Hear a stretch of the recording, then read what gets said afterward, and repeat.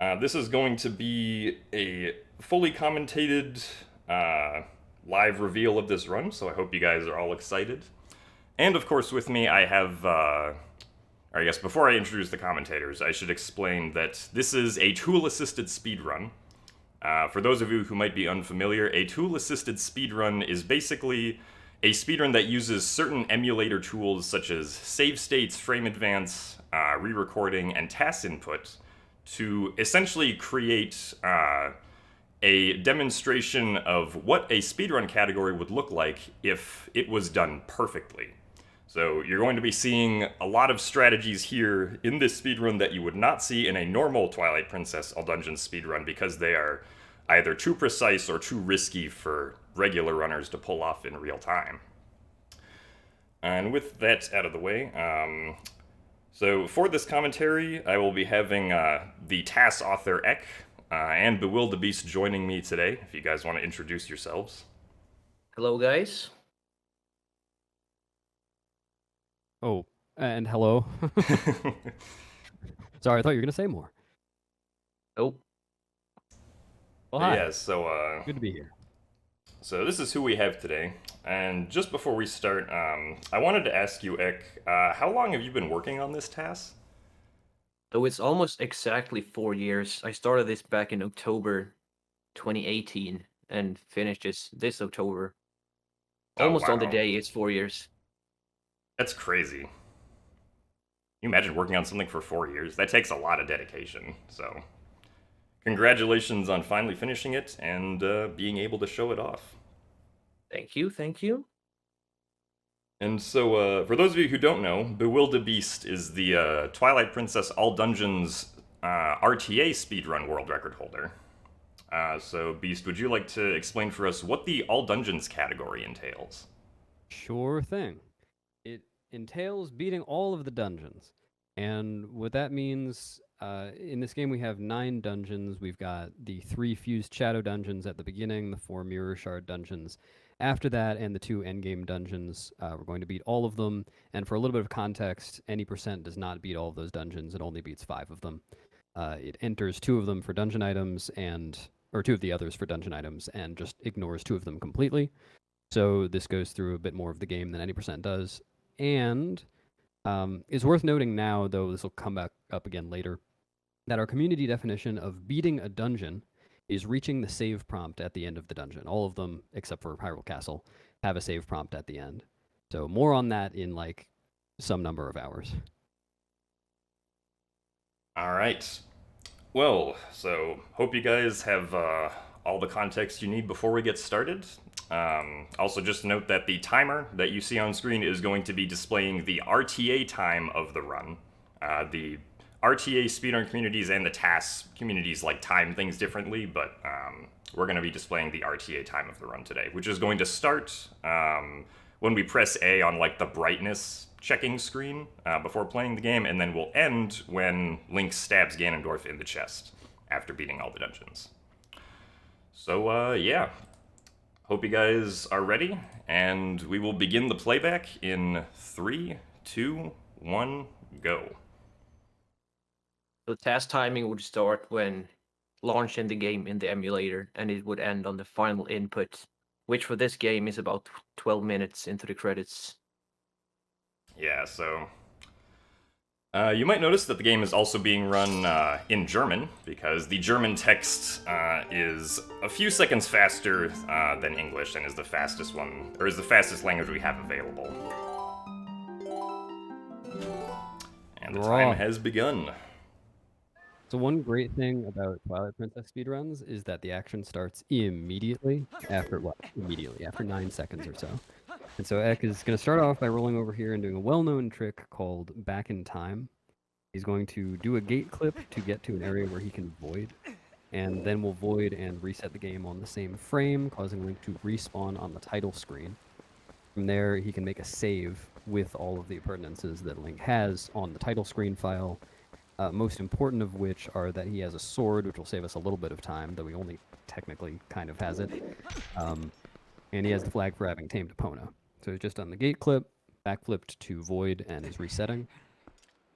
Now, as on the title screen, we'll void once to get rid of the splash screen, so that he can then press start and make a save. That's being said. Oh, sorry, you can Go ahead. finish. Oh, well, just to finish, the importance of having the flag set for having tamed Epona is that it means that we can get the iron boots early, which we'll do in just a few minutes, rather than having to come back after doing some other stuff. Yeah, that's what I was gonna say. Oh, you could say it too if you want. I think one's enough. Okay. Yeah, so now we're rolling through after saving the file back to Farron. I need to get the lantern to progress through to the cave. The sword and the shield or I guess specifically just the sword, is going to help us skip the first 2 days of Orden by being able to break the cage that is holding Talo and the monkey in front of the forest temple. And technically, if you've watched a no save and quit run of Twilight Princess, you can break that cage without any weaponry at all. It's just very slow and very fraught. And I shall also mention that you don't actually have the sword and shield in your inventory. So that's gonna be important for a trick coming up later. Yep. In about 10 minutes. Little less than 10 minutes. Yeah, Yeah, this so- section is just some scripted intro, but I think it's a good time to talk a little bit about the basic movement that you're seeing. You're seeing a lot of targeting and rolling. Can you Yeah. elaborate? Yeah, of course. So obviously, as you might be able to tell, the fastest way to move as a human is by rolling. And one annoying thing about this game is that slopes slow you down a lot. And so right in this area, you saw me take some kind of weird paths, and that was just to try and avoid slopes as best as possible so we can stay on max speed. And there's actually a technique we can utilize called brake sliding that can kind of negate this problem by tricking the games that we're going down the slope. And this can be done both as human as a wolf. And you're going to see the first one right here. Yeah, so break slide is essentially anytime you see Link moonwalking. When you trigger a break slide, Link's speed value actually becomes negative in-game. And because he's also facing the direction of, like, not going up the slope, the game doesn't really reduce his speed at all, like it would if you were just trying to run straight up the slope. You'll see This is quite a bit of barely that. utilized as human because it doesn't save a lot of time as human. Because you don't store like all the speed from a full speed roll. But as wolf, you get pretty much full speed. So it's gonna be used a lot more there. Yeah, usually as human Link, you're only using brake sliding if the slope is, like, really bad, like back in the mist area back there, or if you're, like, you don't have enough space to, like, do another roll before, like, Yeah. opening a door or something. Or, doing it in sand or snow as well. That has slightly different effects.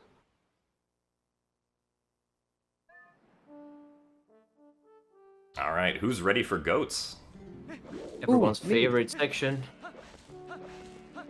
How long do you think it'll take? I think most RTA runners. I've seen a few 15s, some 16s. Most of the time 20. it's usually around, like, 18 seconds is usually Yeah. the, like, Anything average sub run. 20 is good in RTA, really. And I don't think anyone really resets if getting like a 22. But since this is a TAS, it's fast. 14:05.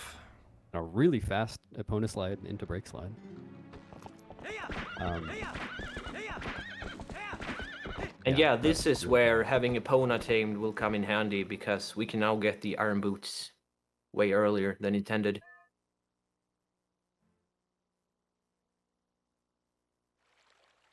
Yeah, so because the back in time file set the set the tamed Epona flag, which you normally only get in Kakariko Village, this opens up this door, or that flag opens up this door in Orton Village, and we can go and talk to the Mayor Bo, who is going to be giving us the Iron Boots as soon as we get through his text here. His text sequence is a little glitchy because while we do have the tamed Epona flag, the state of Orden has not advanced to where Bo is expecting to have this long string of text for us here, so we have to talk to him multiple times to clear all of that text to finally get to the wrestling section. And there would actually be some really interesting effects if we were to go partway through that conversation but not finish it. The conversation that's scripted for the cutscene. But we'll talk about that a little bit more later, because that will be used in this run, just not with Bo. And the fastest way to defeat Bo is by slapping him once and then just pushing him off. And you need to do this twice. Yeah, to one-cycle bow like that takes a mashing speed of about, what was it, 12, 13 hertz? Yeah, that sounds about right. Of course, TAS does perfect mashing at 15 button presses per second. Yeah. Very easily get Bo out of the ring. And perfect mashing is actually faster than, well, like faster in the game, faster for pushing Bo off than 13 hertz, right? I'm actually not sure about that. I don't know the answer to that. It should be a little faster, maybe like 1 or 2 frames, I'm guessing. Also, shoutouts to the 642 Iron Boots. Yeah. I believe the fastest RTA time is a 703. 702. I think I 702. 702. Yeah. That's nuts.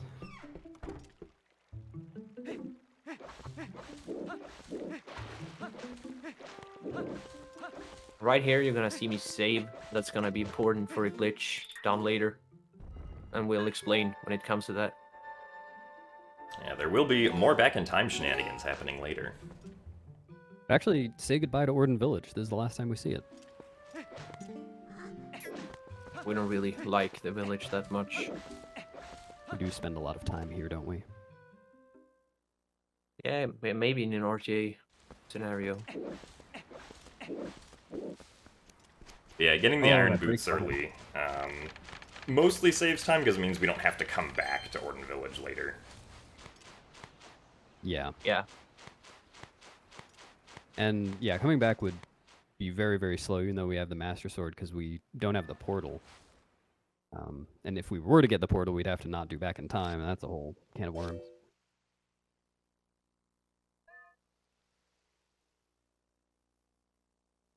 Alright, so right here, Ekke's gonna do a really cool swag strat called Box Breaker, which saves 3 frames, where if you B-attack at the very end before the fade-out finishes here, you can actually get enough distance to break the box during the fade-out, and then you don't have to break it afterwards. This is also done RTA. I don't know, is it frame perfect, Beast? What? Or is- Box break? Yeah. No, not Oh. not even close. Oh, right. Like I don't know the window, but it definitely doesn't feel it. Right.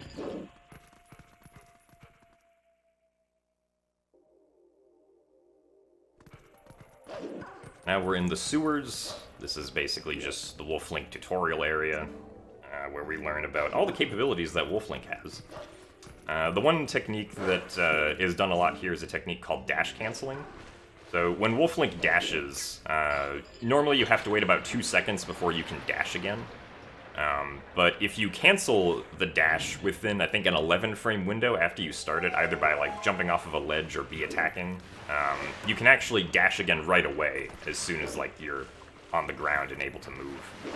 So we do that a lot here just to make sure that we can always, you know, get full speed as Wolflink when he's on the ground without having to wait for like a second or something. You can also cancel a dash by bonking, but not faster usually. And here if you set it, but you can also jump off a ledge. If you dash off a ledge, it also cancels the dash. Yeah. And there are a ton of very small time savers that you can do in sewers. Oh, right, I guess we didn't know about that one yet. Yeah, this was way before Yeah. it was discovered that you can talk to Minna there. So Ek Just a has little to faster. miss this jump on the first go-around. He didn't just make a mistake. But he did skip the mid-text that you would get if you landed in the water. And then you also got a 1-frame, I don't really know what to call that, early jump, I guess. Usually just refer to them as 1-framers. On the Midna jump, when you have a Midna jump after a text box, except for one time in the game, there's 1 frame where you can initiate the jump as Midna is flying away, so you don't have to watch the animation first. And there are 3 times that happens in this section. One is right here. There he goes. Also Nice after bonk. the cutscene here, there's 1 frame where you can jump attack. Skip the Minna text. And this happens a lot in this game, that there's 1 Yeah. frame where you can just do something before usually a cutscene or like a text trigger. If you're all familiar with Twilight Princess speedrunning, you've probably heard of Gorge Void. That's the same thing. But it is not seen in this run. In fact, we don't even go for the gorge. Spoilers. We do something even cooler, it's okay. Yeah. That roof break slide was really cool.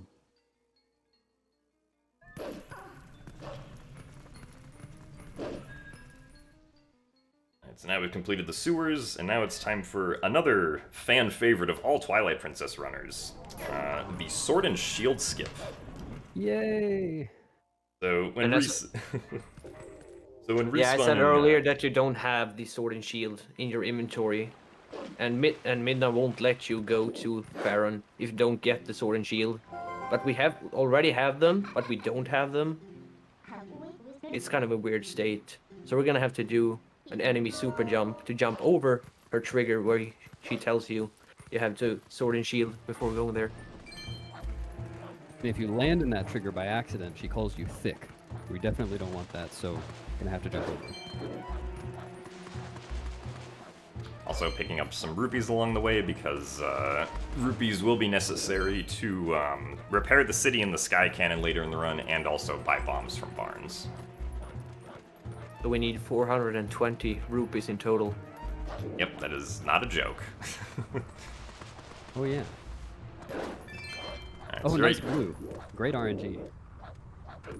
yeah, so this is just done super fast. Just push the Bulblin away and immediately jump. That's amazing. What time is this enter, Farron? 12:35. Oh, that's disgusting. In a good way.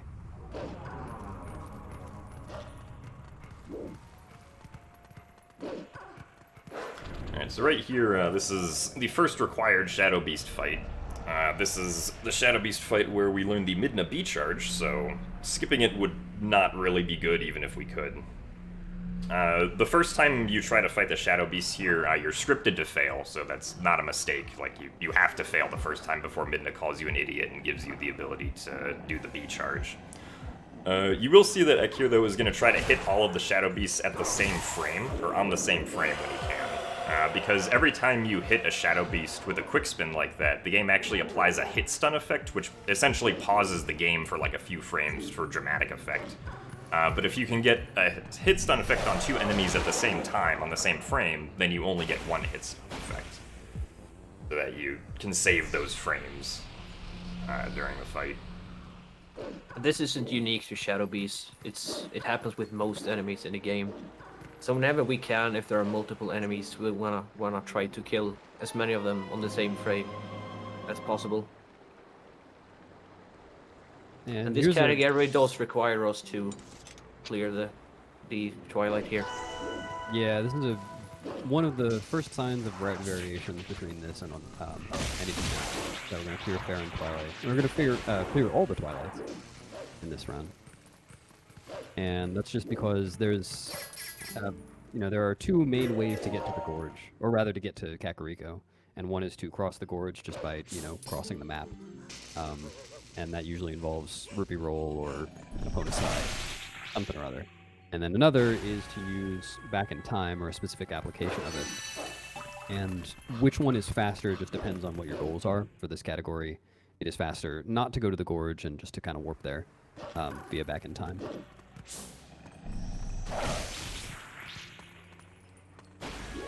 In an RTA run, for any percent, you'd have to go to the gorge because it gives you map warping, which allows you to warp just from opening the map. You don't have to talk to Midna. And that's required for warping the cannon to Lake Hylia Oh, that was if you do early city. That was a cool blue rupee. Yeah. So you might be noticing that Ekke is not picking up all of the tiers right now. When you kill like one of the shadow bugs, or the twilight bugs, there's like this delay before you can actually collect the tier that they form up. But we're going to be running back through this path in Farron Woods later, so it's actually faster to just collect the tiers while running through that path again, and just letting them like form up now. So we don't have to wait for them at all. Also, nice jumps. Oh man! I love it. I forgot to expect them. Yeah, there are some tiers that he does wait around and collect just because it would be a pain to get back to where they're sitting. But yeah, as Jim said, we're going to be running back through here anyway. You're gonna see 2 super jumps up ahead that were really tedious to TAS because RNG manipulating the key's position is very annoying. Oh, man. And then he's totally ignoring these bugs because if he comes back later to get them, he doesn't need to dig them up. But speaking of super jumps, we've got one known as Early Master Sword or EMS right here. It's just going to position the Shadow Beast, charge attack him, and land up on this out-of-bounds ledge. And that way you can get to the Sacred Grove early. The Sacred Grove is where you're supposed to get the Master Sword after beating 3 dungeons, but the entrance is just always here, so if you can get there by some virtue of geometry, then you can get the Master Sword 20 minutes into the run. I guess we also forget to mention what a super jump is. Oh, It's yeah, basically yeah. if you jump attack to an enemy that is slightly higher elevated than you, your speed will become much greater, so that you can reach the enemy. Kind Yeah, of. we'll take advantage of that a few times. Yeah. Yeah, so now in the Sacred Grove, not a whole lot happening, just kind of chasing around Skull Kid, break sliding here and there.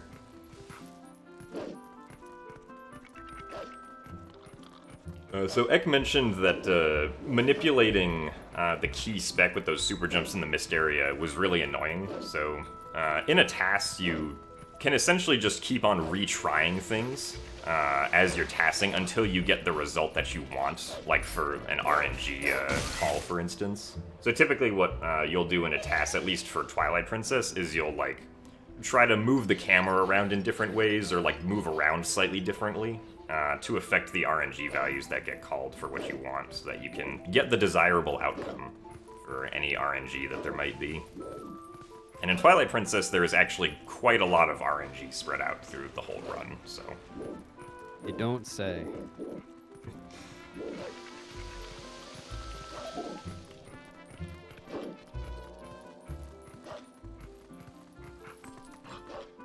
Also, you can't break slide when enemies are too close to you because you'll just target them and it'll mess up the direction and everything of the slide.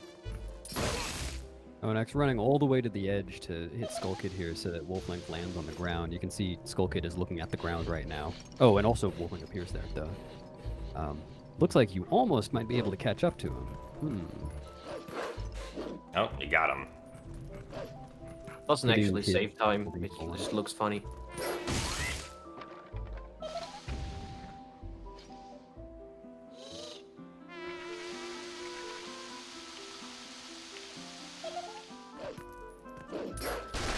Yeah, so right here, Ek is specifically only attacking a single puppet because you have to kill at least one puppet before Skull Kid can become vulnerable again on each of these cycles. But you don't want to kill more than one because then that creates more hit stop effects, which would just waste frames.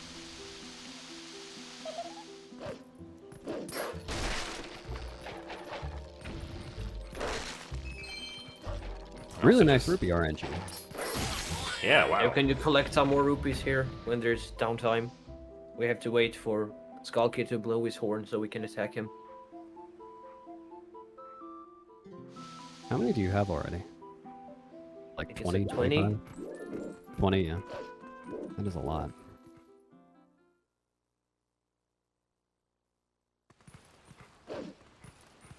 Alright, now time for the hardest puzzle in the game.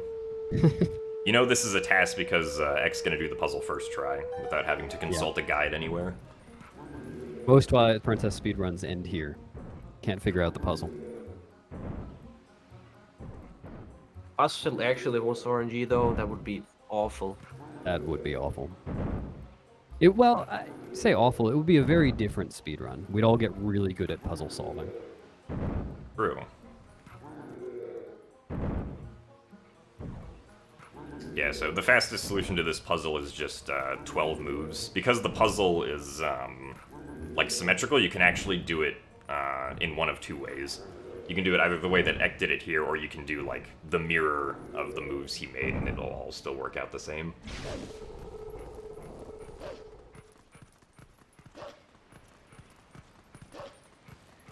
And we get the Master Sword at 20 minutes and 46 seconds. 2046, man. I think that's faster than anyone's gotten the Master Sword in any percent, which does significantly less between the beginning and now. Any RTA runner, I mean. That's fast. Yeah, so this is one of the only times in the run that we have a cutscene where we don't have to actually give the game any input. Yeah. Actually, it's probably a good point in the run to talk... Oh, actually, it's probably a really good point in the run to talk about why we're getting the Master Sword, huh? Didn't really mention that. So it's important to get the Master Sword early for speedruns because the Master Sword gives us a lot of capabilities. Number one, it lets us transform at will from wolf to human. Number two, it lets us teleport, or warp rather, any place we want to at any time. Well, roughly any time. It's also really nice for combat. It does twice the damage of the Ordnance Sword, so that'll actually be useful for boss and mini-boss fights. And, very notably, it'll allow us to get into Lakebed Temple early without drowning. Because when you have the Master Sword... Well, we'll explain this a little bit more when we get there, but it's important for that as well.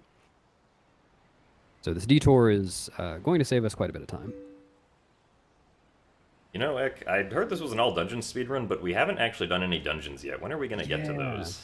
Kind of awkward. Very soon we will see the first dungeon, but it's still a long run, so they're going to be very spread out. Yeah, there are a lot of scripted things we have to get through. There's the beginning that we've just seen. There are the 3 Twilights. But aside from that, this run... Well, and MDH, I suppose. This run will just be getting to dungeons and doing them. And the dungeons in this run are so cool. I'm so looking forward to them. Yeah, you guys are really in for a treat. Especially Not for the for the rest. dungeons that you don't see in any percent. Yeah. Also, yes, I see someone mention it in chat. We're not actually ever going to use Epona. Which is kind of funny. Oh, yeah. Except for... Oh, right, never mind, King- that's not true at all. The King Goblin.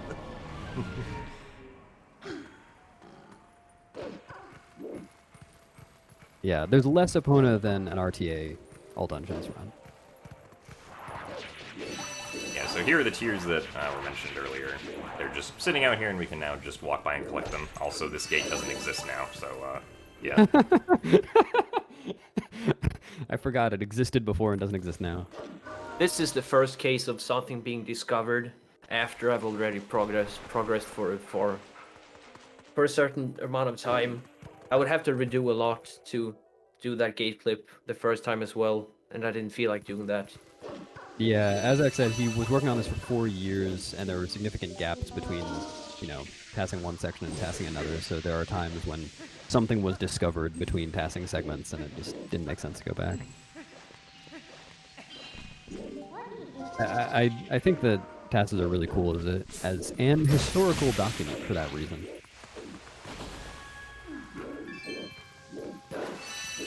Yeah, so little thing, every time that Ek collects a blue or yellow rupee, you see him like side hopping or jump attacking into the rupee, and that's to avoid getting the like you got a yellow rupee or you got a blue rupee text. Pretty much for the entirety of the run, that's going to be happening. So we never get that text box. And now we've almost collected all of the tiers. We still got 2 more up here. We're gonna kill the bugs here, but not actually collect them yet because we want to go into Forest Temple first for a little bit before we finish the Fair and Twilight. There's a very interesting thing that happens at the beginning of Forest Temple that, Jim, I think you were going to explain. Yeah, so the beginning of Forest Temple is probably one of the more confusing parts of the run, like just to watch with no context. So immediately after entering, Ek's gonna save the game, and then he's gonna turn around and jump attack out of bounds into the void of like the Forest Temple, and he's gonna perform back in time using this void. So that we can do a trick called, ultimately, which is gonna be called Early Monkeys, that will give us a bunch of monkeys in Forest Temple. So now that he's on the title screen, he's going to void out and then load the file that was saved in Orden Village earlier. And due to some properties on this file, this is going to load us into the King Bulblin fight. But we're not actually going to fight King Bulblin, we're just going to reset the game and then skip the cutscene that happens right before the fight. You didn't see it right there because it happened on like the last possible frame, but the skip text did come up. And now, What skipping that cutscene and resetting the game has done is it's locked in this value called the boss flag in memory, which is normally supposed to count down during that cutscene skip, but it got stopped because we reset the game during that cutscene skip. And that value is used mostly in the game to like determine if you should see a boss introduction cutscene or not. But just kind of coincidentally, it also happens to be used to keep track of the number of monkeys that Link has in Forest Temple. So, Double spider skip. Also, Sorry. yes. no, I think that's appropriate, yeah. Skipping these 2 spiders pretty much never happens, RTA. So, when Link enters the next room after this one, you're going to see some more monkeys just kind of magically appear, so that we can get to the Guild Boomerang without having to do basically any of the dungeon. Fortunately, because we are actually going to beat this dungeon, since this is all dungeons, there is going to be more to Forest Temple than just this, and any percent we just get the boomerang and skedaddle. We're gonna do the same thing here, but we're coming back later. Oh, that's right, yeah. There is a reason for that, which I'll explain soon.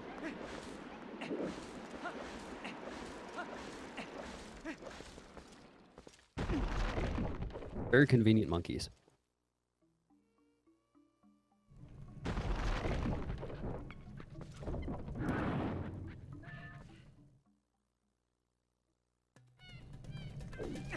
Alright, so with the Master Sword here, this fight becomes very short. RNG manipulates Ook to only hop twice, which is the minimum amount of hops, and then just does a jump/quick spin and a stab. And because the Master Sword does so much damage, it's able to very easily kill Ook in a single cycle.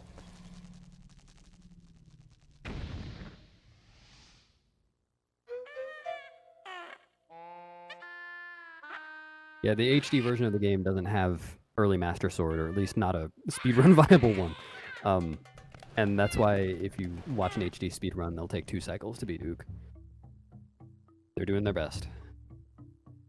One day it'll happen. Yep. Not after that, just the one day. Yeah, it'll only be available for one day. Alright, now here's everyone's favorite item, which I'm sure you all remember as the Sturm Boomerang.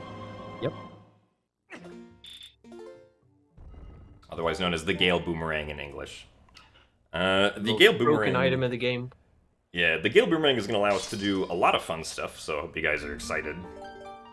There was a glitch that was mentioned earlier called the long jump attack, which is what the boomerang is going to allow us to do. And this glitch is specific to the GameCube the glitch with the Gale Boomerang is specific to the GameCube version Seahorse Link of Twilight Princess. So this is why the run is being done on the GameCube version of the game and not the Wii version. So the reason why we just don't complete Forest Temple here in one go is that entering the Diababa fight will clear the boss flag value entirely, and it can't be used, and we're gonna have to use it coming up ahead for the mini-boss in Lakebed Temple. Yeah, if we didn't have it for... Well, here's an example of an LJA first. That LJA is preventing Ekke from running into a Midna-text tree or saying, hey, go back, you haven't beaten Forest Temple yet. Is known as Forest Escape, and it just barely works. There's just such small margin for error, and it's incredible to see. You know, it is a TAS, but a run where someone just runs up to the edge and does it. But yeah, if it weren't for having EBF set, then we would not really be able to enter the Deku Toad fight without Zora armor and or bombs. Well, bombs aren't really necessary, at least Zora armor. But we have it set. So what RTA runs do, because RTA runs don't support Forest Temple, is just come back and reset EBF in a different way later. Also, there was another example of a gate that doesn't exist. Yep. So right here, things look very strange with this green background and like glitchy kind of texturing over Lake Hylia. This is just what the game looks like if you go into a Twilight section without actually having cleared the Twilight or like properly loaded the Twilight section, like it is right now. So that's why it looked weird back there. And if you've seen an RTA speedrun before, you might be wondering why Ekke isn't doing Pillar Clip right now to get into Lakebed Temple early. He's going to do something far cooler instead. You will see. Oh, blue rupee. Yep. And with that blue rupee text box, he has gotten all the way down to the bottom of Lake Hylia. It's called a rupee dive. And there he is getting into the load zone. Also, since we have the Master Sword, or rather because we have the Master Sword, if we save warp here, it will put us in the end of this room, so we can avoid drowning. And this only works if you have the Master Sword, so it's very convenient. Yeah, so that rupee diving trick is not RTA viable just because the positioning and timing for it is just way too precise to do consistently. Is the blue rupee RTA or RNG as well? Yeah, it is. Oh, the gate skip. I forgot about that. Well, yeah, once again, another gate that doesn't exist. Yeah. With a precise angle, you can just backflip through it. So Yeah, we're if you gonna watch see. Lake Bed Temple. Oh, go ahead. Yeah, you're gonna see a lot of long jump attacks here in Lake Bed Temple. Oh, the tiny boots equip is so good. You can play around with them quite a lot here. Oh, so the first goal in Lake Bed is to get Uku, because we're going to have to come back later to beat Morpheal. And Ek is going to do this in a very interesting way that you would not see in an RTA run. Whee!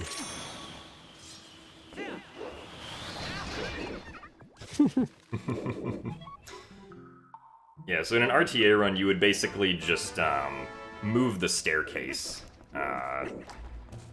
and then like run up and down it to go around to get Uku. But doing that complicated sequence saves, forget how much time, like 10 seconds or something. I don't remember the number. It's been too long.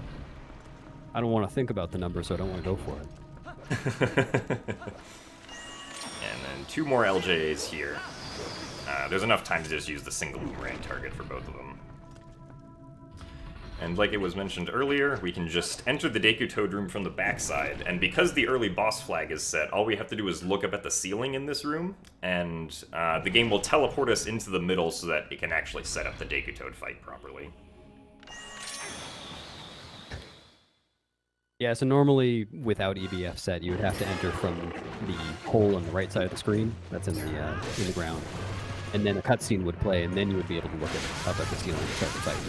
But as you mentioned earlier, having EBF skips, or tells the game that you're not supposed to watch the intro cutscene anymore. Well, here's a quick 1 cycle. This is only possible because of the Master Sword as well. It's got to fit 10 strokes into a very short period of time. That one is RTA viable, though. People do that all the time.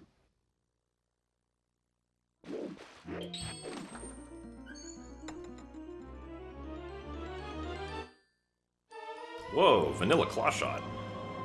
That's not a claw shot, that's a Greif hacking. Oh, right, sorry. So we can't complete the dungeon yet because we don't have water bombs, and we'll explain why that's necessary later. Yeah, so we didn't beat Forest Temple. First off, we went to get the Boomerang from Forest Temple for somewhat obvious reasons at this point. Boomerang is how we're going to get around in a lot of places with LJAs. But we didn't finish it yet because of what X said earlier, that it was good to have EBF set for Deku Toad. But we're also not going to finish Lake Bed because we don't have a way to kill Morpheal, which ultimately would be water bombs. Could be Zora armor, if you don't want any spoilers. Who knows? And I was gonna say we also need iron boots, but I was like, wait, we have the iron boots. Yep. But we also needed, well, need is a strong word, but we also want Uku. Uku's going to have another use in this run. Yeah, that's true.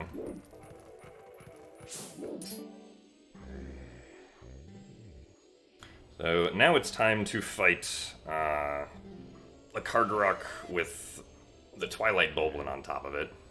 It was actually just recently figured out that you can do this fight a little bit faster if you run away immediately, like to a specific part of the map to cause the Kargarok to fly away sooner. But because this wasn't known at the time in the TAS, X just kind of messing around here. Still got a pretty quick flight, though. And to actually kill the Boblin, all you need to do is drown it. I mean, you could fight the Kargarok first, but if you just lure it into the water, then it'll drown and explode. And as long as he's careful not to get grabbed by the Kargarok, then we'll be able to move right along. If you do get grabbed by the Kargarok while drowning the Bulblin, then the game crashes. And that would be unfortunate for this task. And so right here, coming up for the Kargarok flight, X gonna clip out of bounds here. And this saves a few seconds on this flight because this allows us to just fly in a straight line to the end of Zora's River right here. Otherwise, you have to follow like the zigzag of the path, which you can see on the map in the bottom left, and that's just a few seconds slower. This sequence, interestingly, or this map in general, there isn't actually a loading zone at the end of the map, like you would kind of expect. The game is actually checking every single frame to see if Wolf-Link's, I think it's his Z coordinate, is above a certain value, and when it goes above that value, it then triggers the loading sequence into Upper Zora's River.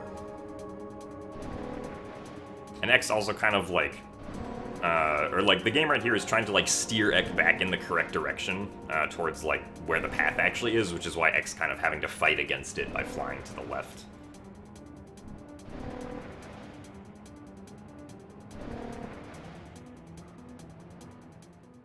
Our goal here is just to reach the top of Zora's domain and get the award portal.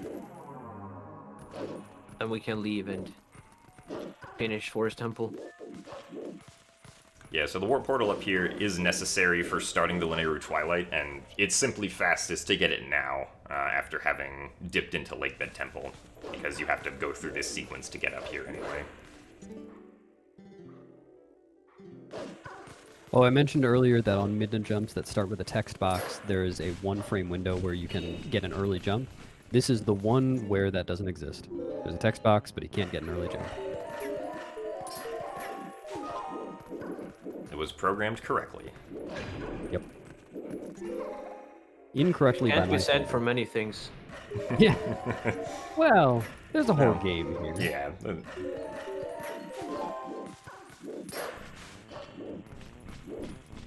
All the mini LJs off the keys. Oh yeah, it's worth noting, we talked about LJs in the context of the boomerang before, but it actually, you can do LJs off of any targetable object or enemy. Under the right circumstances. Oh, one other optimization that Ekke is doing here is that in the Shadow Beast fights, he's targeting only 2 of the Shadow Beasts. Like, the way they work is that you have to kill the final 2 or more at once in one charge attack. But each time you target a separate one, Link does an extra jump, whether he's already killed all of them or not. So he's targeting 1 to kill it, and then for the 2 left, he's only targeting 1 of them and killing both of them with that 1 attack to save a little bit of time. Alright, so right here, X gonna be saving, and then he's gonna do back in time again, but he's gonna do back in time with a method that you might not have seen before, right? He's actually gonna do back in time using Uku Jr. So on a specific frame, he's gonna reset during this animation, and Link will now Uku into the title screen. It is amazing. And so this specific sequence is so that we can load the King Bulblin fight again, except this time we're actually going to fight King Bulblin so that we can get to Kakariko Village and start the Elden Twilight. However, yeah, because we have the claw shot during this fight, we can actually use that as a way to attack King Bulblin.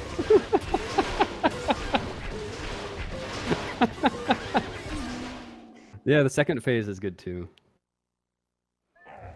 Pay attention to Epona in the cutscene.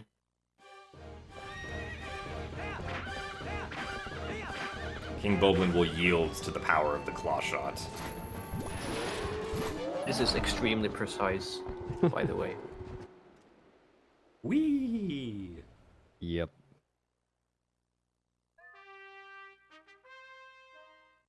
So I think it's really cool that the 3 uses that Back in Time gets in this run are actually for totally different purposes, even though they have some similarities. The first is to make the Back in Time save, the second is to get early boss flags, and the third one is to actually get to Kakariko. And so now that he's here, Kakariko is now in an incorrect state, so we're gonna have to reload the area in order to progress, and the fastest way to do this is to void out, which we can do by glitching through the wall with the help of Epona.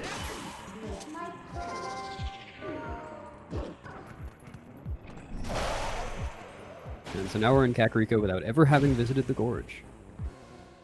And what's really interesting about that is that visiting the gorge is the only way to get map warping, and map warping is pretty important for a few reasons in RTA speedruns.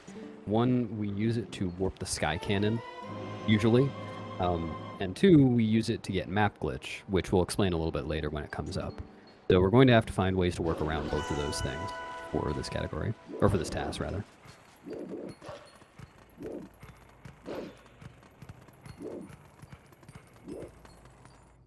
Now it's time for the Elden Twilight. Mostly the same as you would see in RTA, except with all the cool TAS micro-optimizations.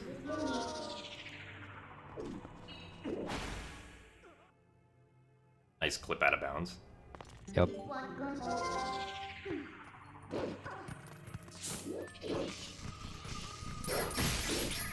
Oh! That's cool. Oh yeah, and he's gonna be pushing all the bugs around to make the tiers more easily collectible.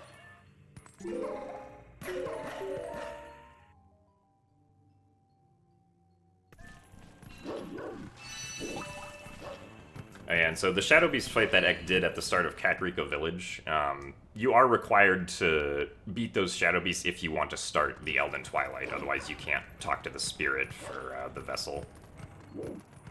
It'll also be helpful to warp back here later. Yeah.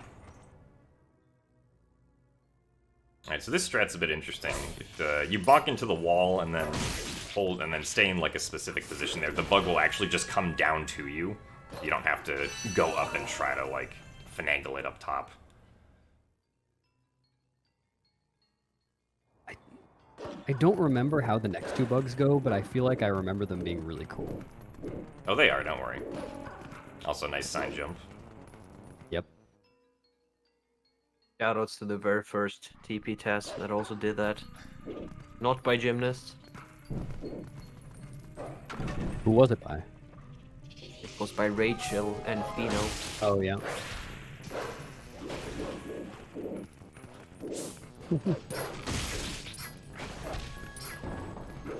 It's another yellow And- rupee. Yeah. Very good.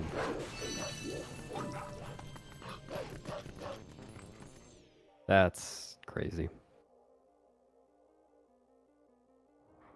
Yeah, one thing that you don't really realize watching this TAS, obviously, but it's very difficult to control Wolf-Link like this. Yeah. Like Wolf-Link kind of just like it's really hard to like make Wolf-Link do exactly what you want just due to like how his attacking works. So like doing all of this and not like accidentally bonking on something is pretty crazy. Yeah. Yeah. Yeah, there are some sections of this task where X going to be doing crazy things that we really just can't do RTA. But as Jim said, this is mostly the same strats in general as an RTA Elden Twilight. It's just ridiculously fast. Everything's very clean. Coming up next is the bomb house skip. Yeah, don't blink, you'll miss it. This skip takes a little while, RTA, but it's so fast in the task. There it is. If we could kill the bug before it enters the house, it just counts as, I don't know, the house already being blown up, which is convenient. Yeah, and then to skip a text trigger, he like jumped back over to the stairs there. Otherwise, he would have gotten the text for mid, and it was like, "Whoa, the house blew up," or something like that. And Eck mentioned earlier that brake sliding is way more useful for Wolf than for human, and that's why we're seeing so much of it now, is that we've got all these slopes to run up, and that just preserves Wolf-Link's speed very well. Oh, the rupees. Oh, the rupees. You just got like 22. I did see the 69 rupee count there for a second. Nice. I missed that.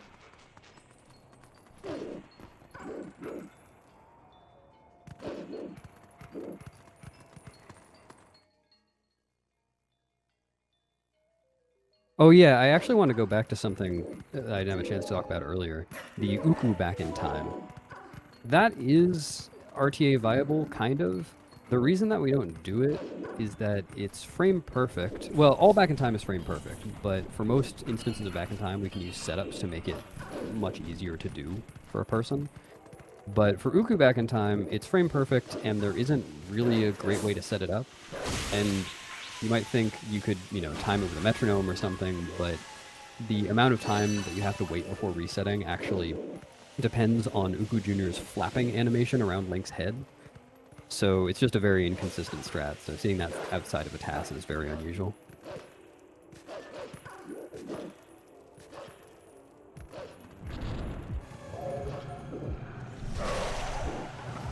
So now we got the first Shadow Beast fight with 4 Shadow Beasts. Game's getting more difficult.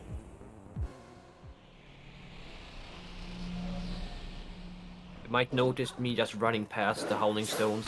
You only need one hidden skill to beat the game, which is the first one you get, Ending Blow. And that's needed to do the final hit on Ganondorf. Yep, you can get all the way to the final fight with Ganondorf without having Ending Blow, and then once you get there, you just can't finish. I think The like 2 very runners last have done game. that on accident. I have heard I've of done at the least whole 4. run. Oh, maybe it's more. Yeah, I've done that on accident. In like the second run I ever did. Shout out to Sky and Venick. Yeah. Alright, and that is DVD. Elden Twilight.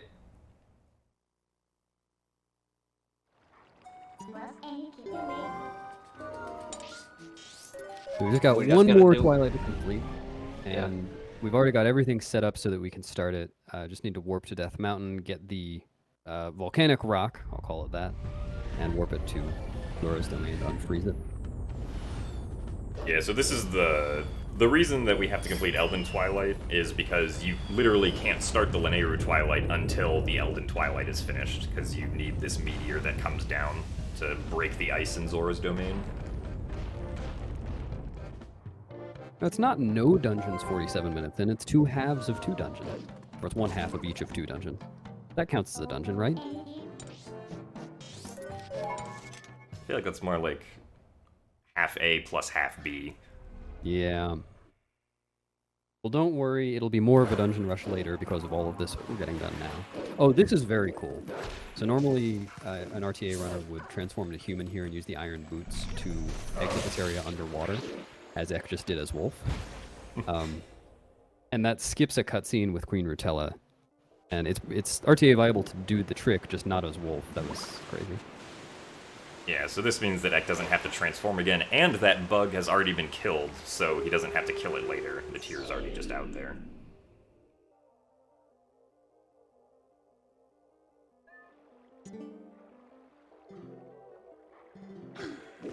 And for once in Twilight Princess speedrun, Link is actually Wolf when the Wolf Howl happens there. Yep.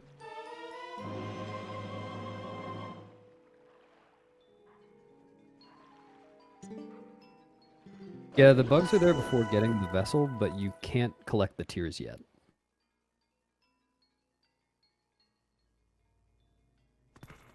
It should be mentioned that bug, Super Jump, was found by completely an accident by fellow runner Habreno.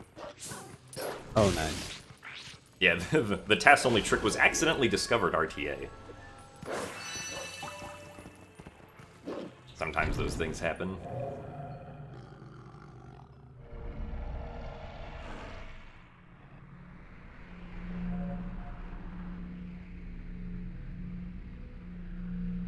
But there's gonna be a cool jump in a second, isn't there? Yeah. Oh, I left the bonk.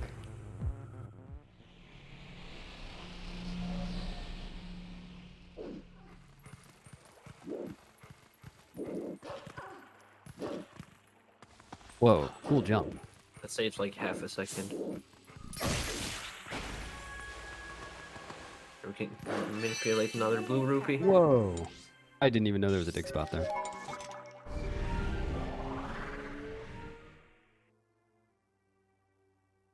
So we're working back to Zora's Domain, and the tier is already here, because they already killed the bug. We're gonna have to transform to human again because we need to skip the Rutella cutscene another But- time. But We get something pretty nice out of being human here. If you've seen an RTA worth speedrun it. of this, you are familiar with waterfall side hop. Ek is not going to do that.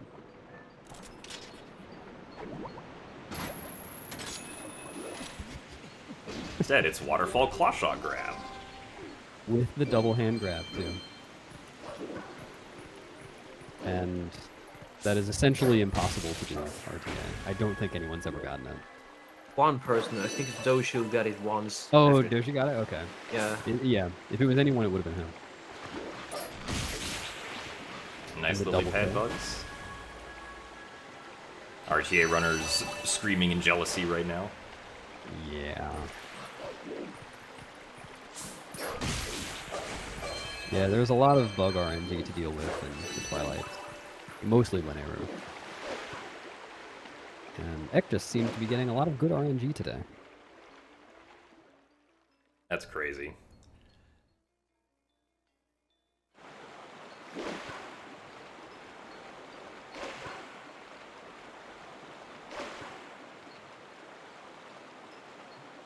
Yeah, so Lineru Twilight is the longest Twilight section out of the three, and that's pretty much all because there's one bug that we have to get in Castletown, which requires, like, a minute of just pure running to go and get, maybe a little bit longer than that.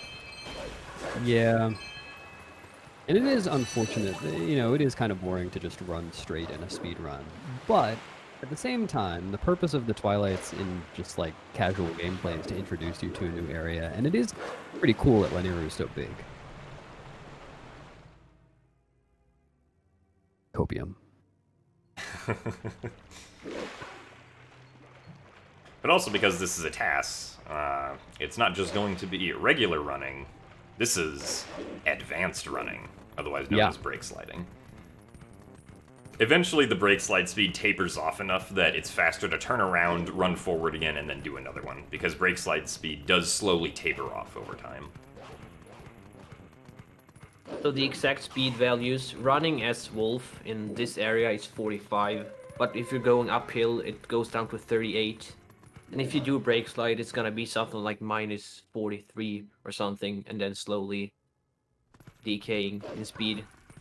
So that's why I do it twice, or 3 times in total, in that area.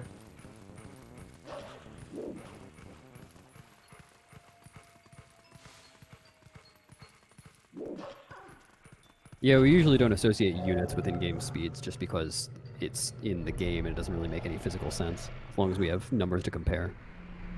Yeah, But it is in-game units per frame.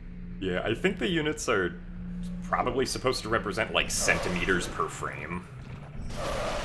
Like, in the world, or at least something close to that. Yeah, I've not tried to estimate. I mean, for all we know, Link is 20 feet tall. True. Yeah, so we're almost to the bug in Castletown. Some interesting movement here in Castletown. We're actually just going to constantly be doing dash canceling as Wolf Link, because Wolf Link's base running speed here is just so slow that doing this constant dash canceling ends up being faster.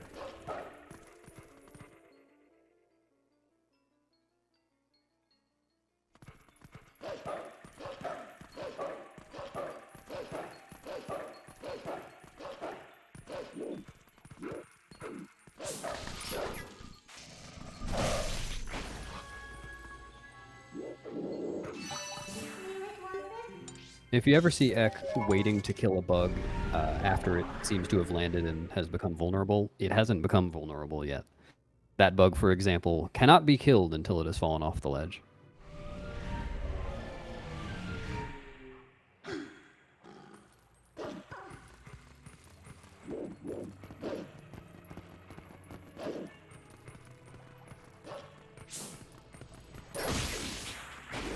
Oh, nice. Manipulation. Bug is usually way higher up, so you're gonna have to wait for it to fly down, but with RNG manipulation you can get him Oh, dude, you much messed up the closer to song. you. Yeah, the songs are not very precise at all. I like to think of them as freestyle. It's jazz. Yeah, the jazz arrangement. And so when collecting the bugs here on the river, Eck's not gonna like clip out of bounds again because the bugs are kind of in the center here where we have to fly. And we also don't have to go entirely to the end of the river. Once we get all the bugs, we can just bonk and like void out back to Lake Hylia, which is where we want to be next anyway. How did you not bonk Oh, no. there? Yeah. I have no idea. Happy accident. I was thinking, wow, you made a mistake. I guess we're gonna have to Here's come another in. happy accident. Oh, nice. Oh, yeah. Yeah, so the tears from the bugs take variable amounts of time to for Wolflink to actually collect. And bonking during the same dash that you killed that last one, as Ek just did, is very risky to do RTA because you can end up voiding out before you actually collect the tear and you have to go all the way back. But most people don't do that. And we've got one final tier to collect until we're done with the Twilights. The whole run. But it's a big one.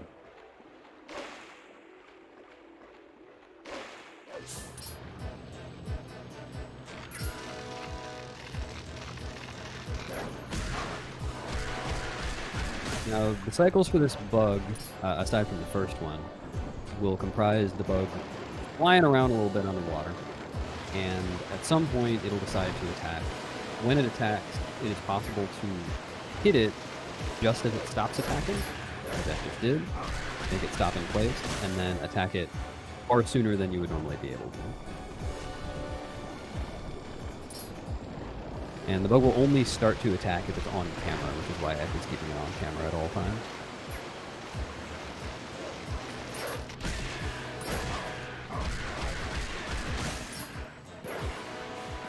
And Fight. right, yeah. Oh, yeah. I didn't know you could do that there. Yeah, so the end of that fight happens like very quickly, because if you target one of the legs of the bug and then release the mid to B charge and then bonk on the bug just instantly dies, basically. Or the cutscene of the bug dying will instantly start because the game thinks that the animation is finished. Okay, so we've got a lot of the overworld stuff out of the way. It's time to do some dungeons. Yeah, finally, some dungeons. We're also gonna get the only required hidden skill here.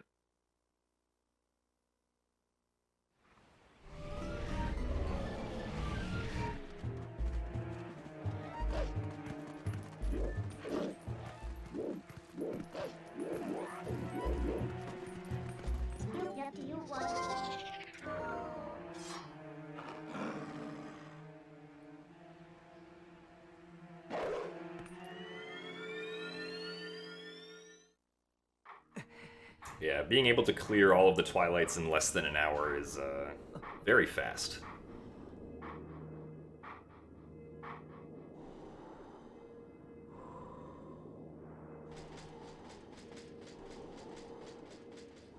Another reason why splitting Forest Temple is fast is because having the claw shot will save a few seconds, because we can just claw shot to the top of the vines to Yeah. skip climbing them. I forgot about that.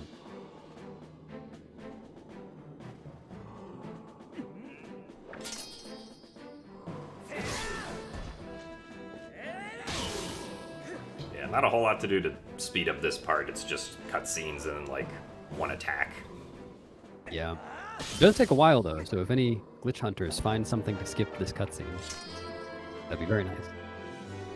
Less new runners will lose their any percent runs at the end. Yeah, true. Well, really lose it in the middle, but don't even find out till the end. Yeah. So the way that dungeons in Twilight Princess work in general is that there is a dungeon item, and then there's like the first half of the dungeon, you get the dungeon item, then the second half of the dungeon, you get the boss key and you go fight the boss. And with one exception, there aren't boss key skips in Twilight Princess because of the way doors work.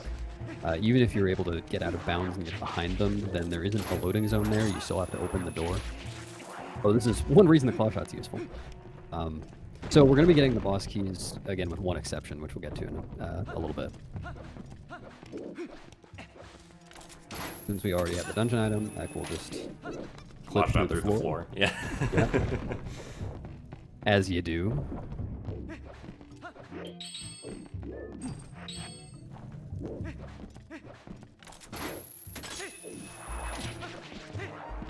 Now I get to skip one of the fans here, or targeting one of them, just to make Boomerang go a little faster. That beautiful roll to the chest. Oh my god. Yeah, so thankfully, the boss keys surprisingly aren't all that out of the way. Except in the one dungeon where we can skip the boss key. The boss key is very out of the way, so thankfully that's the one we can skip.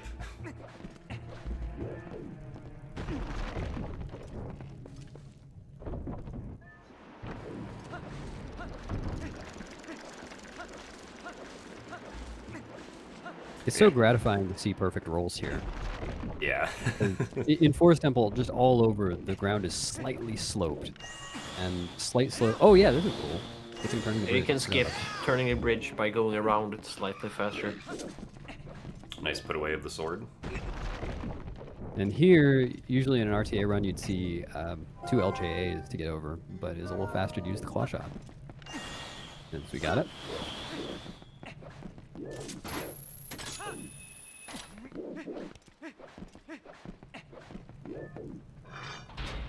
Also, you can see Link sliding while shooting the claw shots. It was known as an L slide.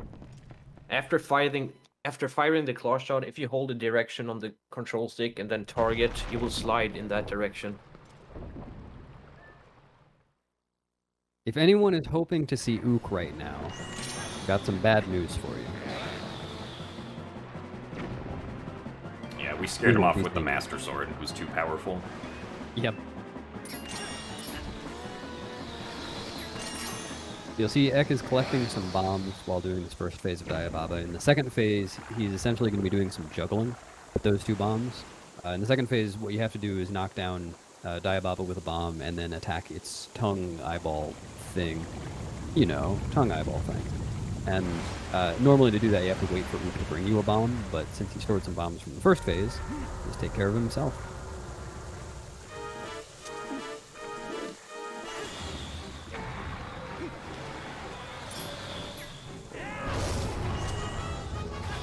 Yeah, so there's some precise juggling that has to happen there to make sure that, you know, the second bomb that Eck is storing doesn't explode, while the first bomb explodes to hit down Diababa the first time. It's very precarious to do that in an RTA run, but because this is TAS, you can just kind of retry over and over until you manage to get that one iteration where the bomb doesn't explode when you do this really fast. Yeah, in an RTA run, that strat, generally speaking, is viable, but there's a whole setup for it to make sure that the bomb doesn't explode, because it costs a lot of time to fail it. And, oh yeah, an operative mechanic there is that the bomb explosion timers are reset whenever they're in the boomerang. Otherwise, that wouldn't have been possible.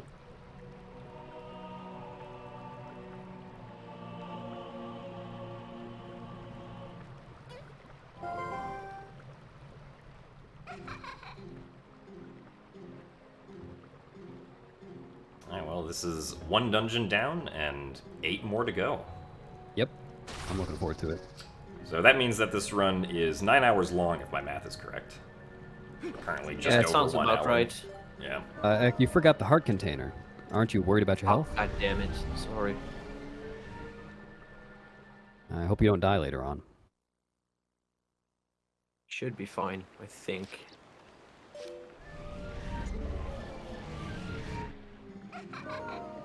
So I mentioned before that the dungeon order as intended for this game is the 3 fused shadow dungeons, and then the 4 mirror shard dungeons, then the 2 endgame dungeons. And that means that we're going to Goron Mines next, except that we actually just warped to Zora's domain. It turns out getting to Goron Mines after you've gotten the Master Sword early is hard. It's more involved than it looks like, and we'll talk about that in a little bit. We're actually going to take care of Snow Peak Ruins first to set up for that. And you'll notice that we don't even have the fishing rod, so we can't possibly have the reekfish scent. So how are we going to get through this fog? I'm going to do a technique called map glitch. And to do that, what Eck is going to do is try to warp away, but then interrupt the warp. And he just did that. You saw a little flash of the cutscene before the map came up. He just did that by running into the cutscene trigger before the map came up. And the reason that that works is a technique called UMD, Universal Map Delay. And to do that, what you do is you choose a warp location and say, yes, let's warp there. But then if you're pressing A or B on frames in between that and the warp actually beginning, the warp will be delayed until you stop pressing A or B. And that means that you have to be pressing A and B on alternate frames, frame perfectly the whole time, that you're doing whatever you need to do to interrupt the warp. And so that's, hard. In an RTA run, the way we do it, that's double frame perfect for the instance that Ek just did. And there's an instance later that will be very TAS only because it'll be a UMD instance that's much longer. We'll just put it that way for now. In this scenario, we only have to delay the map for 1 frame, so it's done RTA here as well. But later, as B said, you're gonna have to frame perfectly alternate between A and B for, I think it's 3 seconds. And yeah, that's just impossible RTA. And so the whole point of that, again, was to get map glitch. And what map glitch does is it prevents certain loading zones and void planes from working. They don't do anything, which is why he was able to get through the foggy snow area without getting voided out, even though he didn't have the Reekfish set. But then he howled at that stone to get rid of it, because the stone howling load does still work. If he hadn't done that and then tried to dig into the cave while still having map glitch, he would have been stuck in the dig animation forever.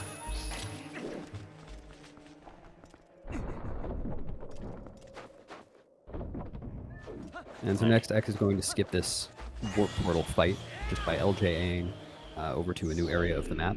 If you LJA close enough to where Yeto is, then it begins that cutscene without starting the warp portal cutscene.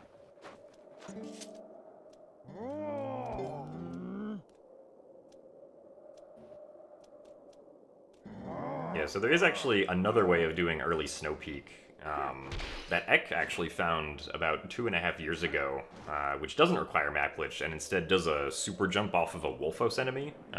But unfortunately, that can't be done here because you can't super jump, or you can't do Midna B attacks in non-Twilight areas until you complete the Midna's Desperate Hour portion of the run, which would be after Lake Bed Temple. Because otherwise Midna's not on your back.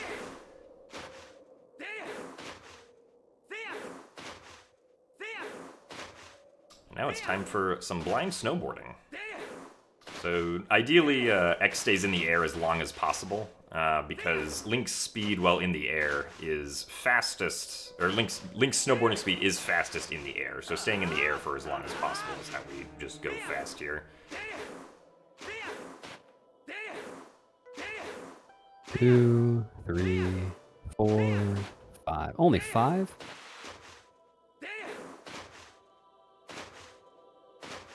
There's also a bit of a cool jump here at the end of the precarious section. He's actually going to jump from, like, this tiny section over to, like, the regular section. Oh yeah, look at that. Because that's faster than going around the end portion of, like, the shortcut. There is a really cool strat where you actually just jump basically across the entire map. But unfortunately, it doesn't work for runs that are longer than just snowboarding. Oh, that was really cool. Because it requires map glitch. Otherwise, you void out. Alright, Snow Peak Ruins. This dungeon is really cool. Ha ha ha. Ah, I get it. It's cool because there's so many long jump attacks. So many long jump attacks, but also because there are so many sequence breaks. The very first thing we do is enter a door where we're not supposed to be able to do anything, but get across with an LJA.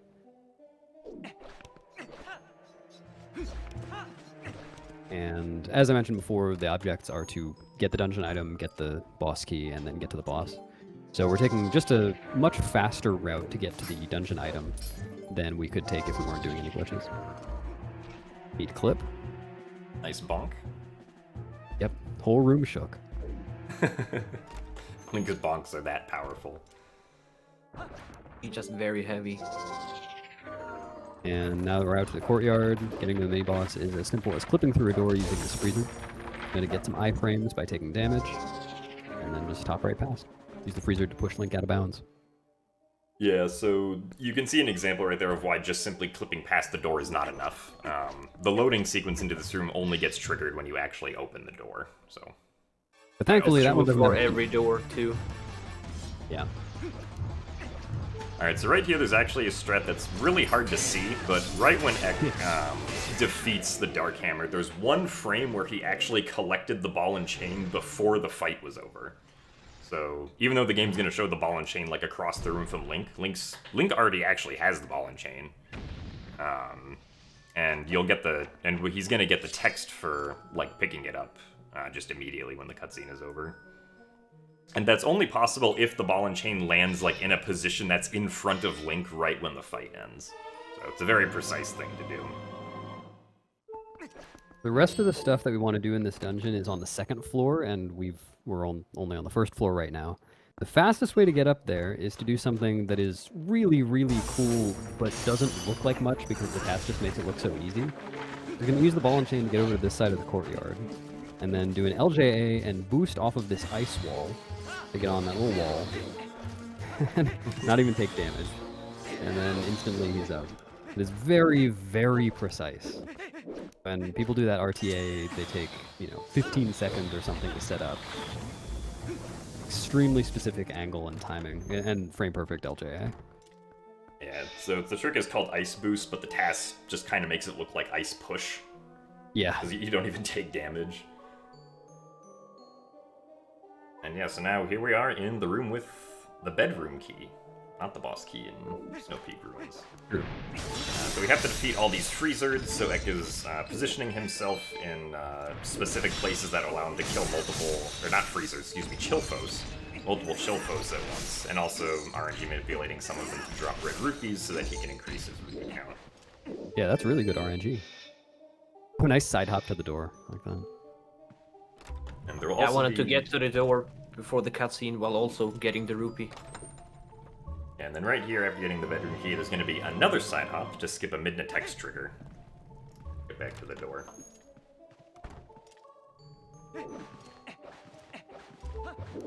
And now we'll see that Yetta is wearing her Halloween costume, even though Halloween has already passed. Yes, very nice freezer costume, Yetta.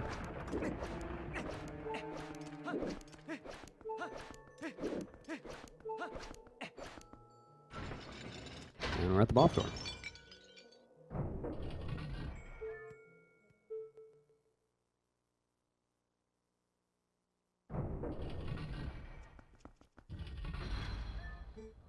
This fight is pretty cool in the TAS, no pun intended. But Ek's going to be doing a lot of running over to Blizzetta and then using the ball and chain because it's faster than just throwing it like from where he's standing at the beginning. So, a very quick first phase.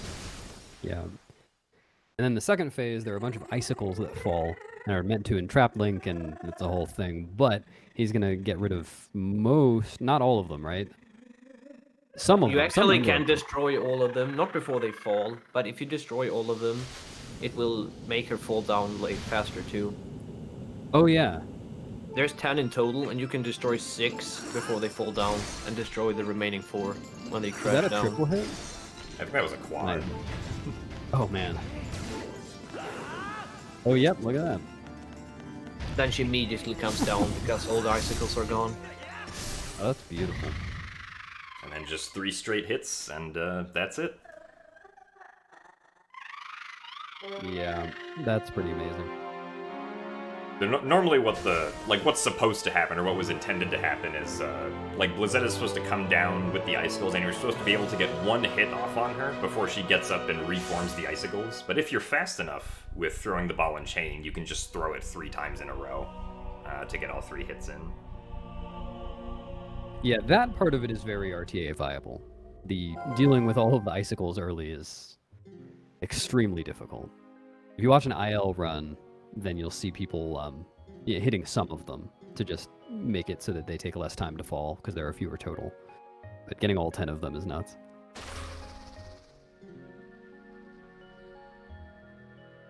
And gainer. Very nice. That means it's going to PB.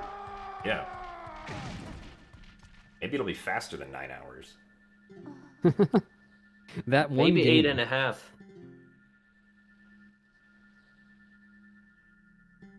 We're gonna say something about the gainer? No, we have to look into Yeto's eyes first. Right. Oh, we have to look into his Augen. Who need mirror?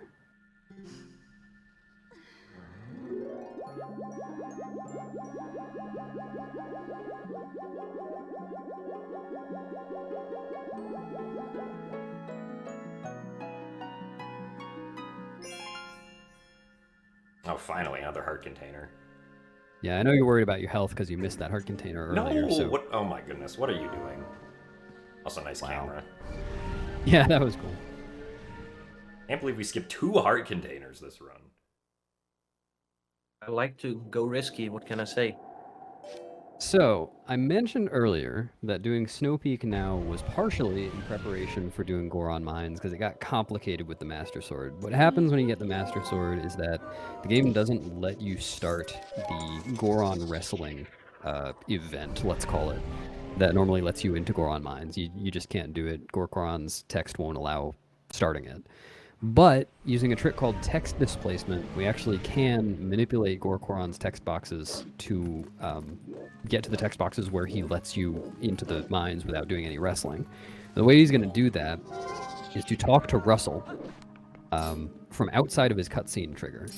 And that allows him to get partway through the conversation that you get through in the cutscene normally, but without progressing all the way through it. And during the cutscene's dialogue, the game is setting flags, or setting a flag rather, to mark how far into the dialogue you are. And if you do what Ekke just did and interrupt it partway through, that flag doesn't get reset, meaning that we can take it to another NPC and apply it to that NPC and get a different text box from what we normally get. So we're going to take that text displacement to Gorkoron, and Gorkoron will just allow him into the dungeon.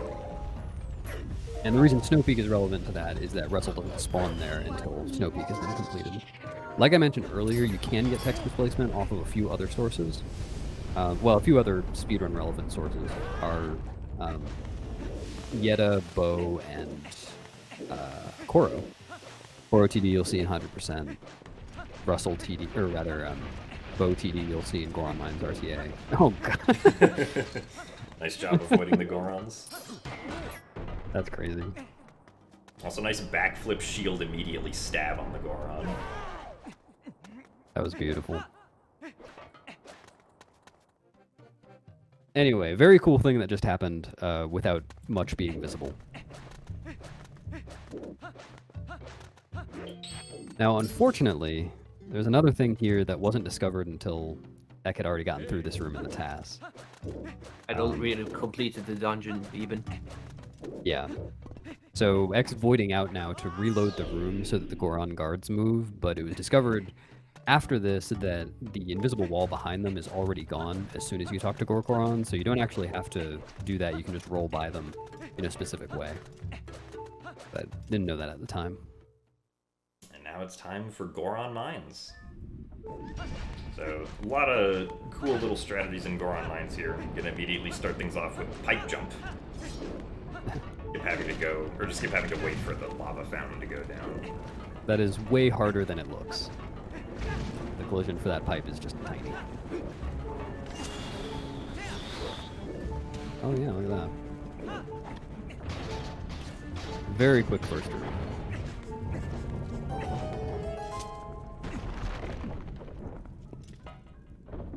There's the infamous strat, risky but time saver to note saves 4 seconds only in this room. Let's see if that gets it. Basically, he's going to try to make an early cycle on the spinning platforms. Apologies about the low heart sound effect. It's just Wolfkick? slow to get hearts. Wolfgate clip, I believe, is found, and you're going to use it in the Tektite room, right?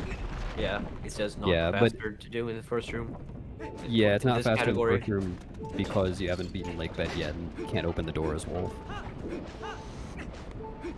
Hey, also, on a lot of these jumps, actually, before that, Ekke's gonna clip through this this like wall that he's pulling and the wall over here, which is faster than having to like run around the entire room again. You also Yeah, notice that that Ekke is like equipping the iron boots anytime he jumps to get down to the ground faster during a lot of those jumps to save a few frames. Not killing the Dodongo there is really cool. So unfortunately, in this category, we don't have a way to skip this key shard. The way the boss key for this dungeon works is that there are 3 key shards you collect through the dungeon, but as is kind of a theme for this game, only the last one actually matters. The boss door only checks for the 3rd one. So we are going to skip the 2nd one, which is mercifully very easy to skip, but this one can be skipped in a couple of different ways, just not... They involve things that this run doesn't have, hidden skills and magic armor, and bombs. So you'll see those in ILs, but not in this run. Also, one thing you're going to see here with the magnet ceiling is that it's actually faster to do sword combos to move around on the ceiling instead of just walking regularly with the iron boots. As long as you're not near one of the corners here, because otherwise the sword is going to like bonk on the corner. So sometimes you just kind of have to walk. Yeah. It is really cool how close he's getting to the corners, though. Also, you may have seen before, there's a pretty well-known glitch where you can unequip the iron boots as you're going up to a magnet ceiling, and then you can just run around at normal speed. I believe that is only possible in the Wii 1.0 version of the game. And this is not the Wii 1.0 version, so we do not have that glitch here, unfortunately. Oh yeah, an IL speedrun is an individual level. You just beat one dungeon. Like you start at the beginning and end at the end.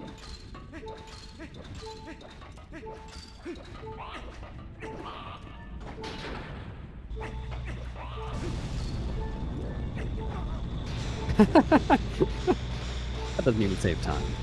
Nope.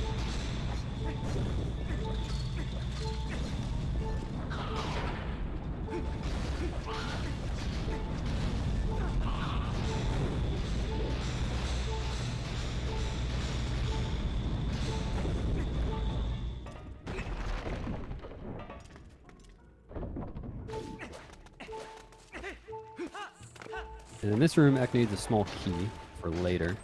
But then we're going to see yet another instance of gates not really doing their jobs very well.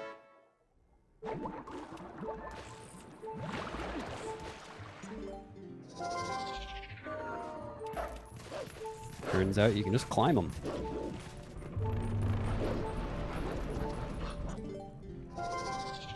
Here he's going to do a long jump attack to get into the little space between the falling platform and the wall there. And that skips having to make the platform fall down.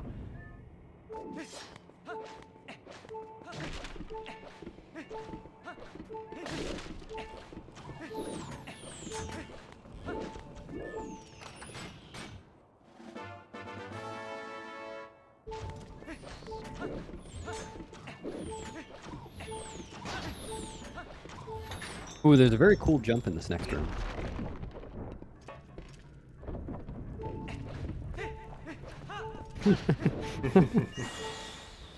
That apparently saves very little time, but we're just waiting out the cycle. Yeah, and I think it's frame perfect too, pretty much, so it's not worth going for RTA. Yeah, very not worth. Falling there would be disastrous. So now we've gotten to the mini-boss fight, Dangoro. Ekke is going to... Well, I guess you're probably not going to do this setup, are you? But what he's going to do is... Yeah, lure Dangoro to the edge of the arena so that when he throws Dangoro off, he'll hang on the ledge. And that'll make 2 of the 3 cycles of the fight go by at the same time. Then he's going to quick spin Dangoro to get a very quick 3rd cycle. Insane. Power of TAS.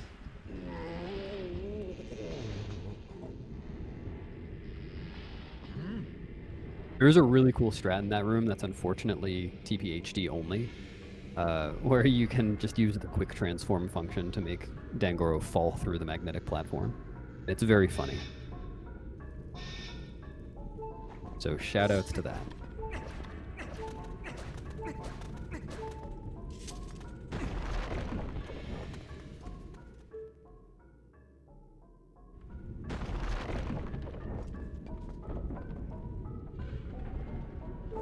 And here's the dungeon item.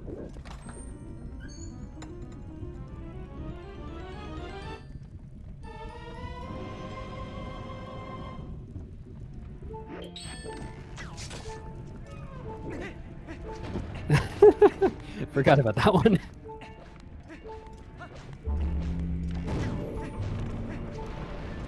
Just This room is dangerous on half a heart. Yeah. Oh, almost got you. And here's the third key shard. Again, this is the only one we actually need to get to the boss door. Zelda get through games the has a tendency to be programmed in a way that the game only ever checks for like the last collectible in a series of collectibles, so the key in this sense. And it's the same for the mirror shards. You only need to finish Sin in the Sky to enter Palace of Twilight. If you're wondering why he pushed that BMOS twice, well, twice each time on the way in that door and on the way out, it only stays in position if you push it all 4 times, and it basically evens out, you know, whether you want to do it twice, 2 times, or just 4 times at once. I guess it was faster to do it twice at once, or twice each time for the task.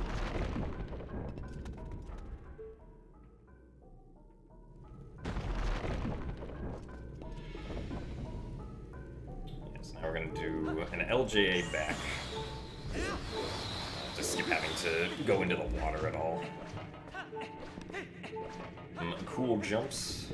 And then because we have the claw shot here, we can skip this last magnet by just claw shotting like the net over here to get to the other side. Oh, I was just starting to wonder why you have these equips. This next room is very cool.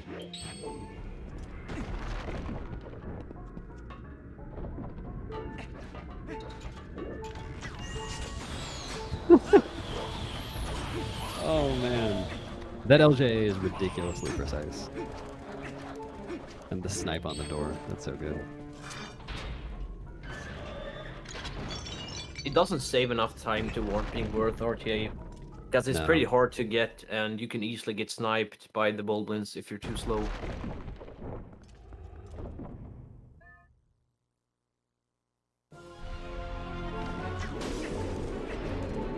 So Fyrus is just done kind of as you would expect, except Link lets go of the chain because, you know, why not? Oh yeah.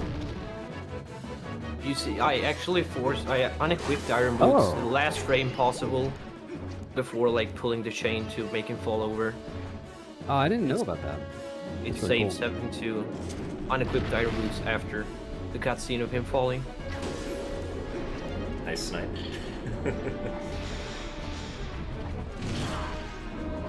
Yeah, wow. That's really cool.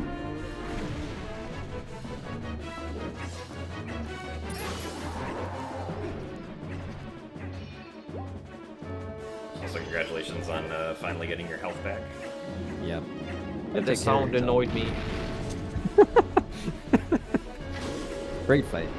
Yeah, Fyrus, unlike I think every other boss in the game, only has one phase. So just pull him down 3 times, bully him a little bit, and fight's over. So there's not too much to do here. Significant amount of wait time.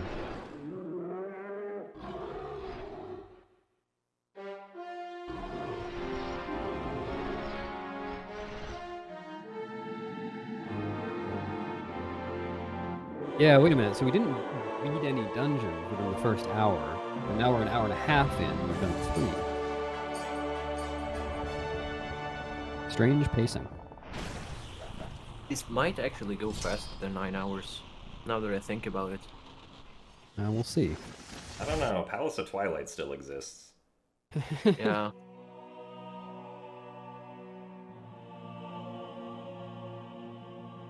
Could get a really bad Zelda. That's also a possibility. We just have to wait and see.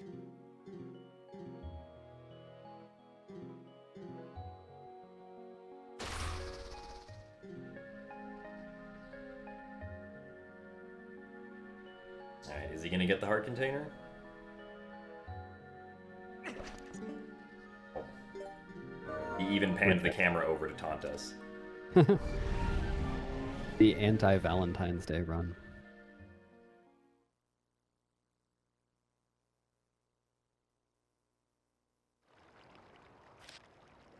Alright, 3 dungeons down in very quick succession. Surely it'll be a long time before we get to the next one, right?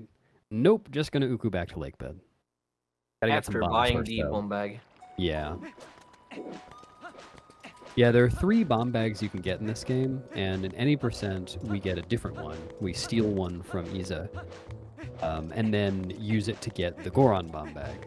But we're actually going to get the 3rd one this time, the one you actually pay for, which is much simpler to get, assuming you beat Goron Mines, which any percent doesn't.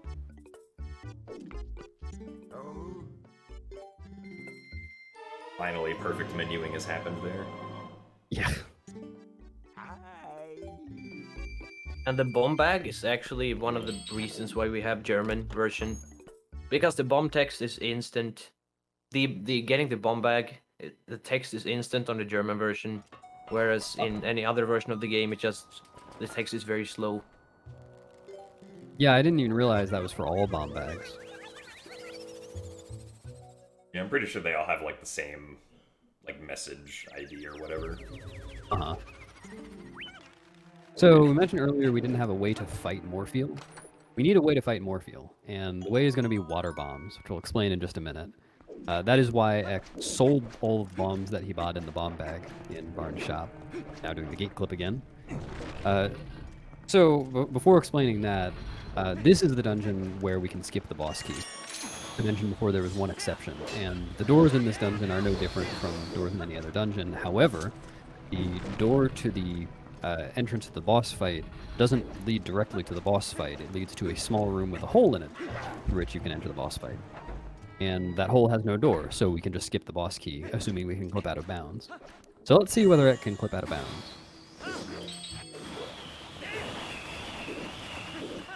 Yep, he can clip out of bounds.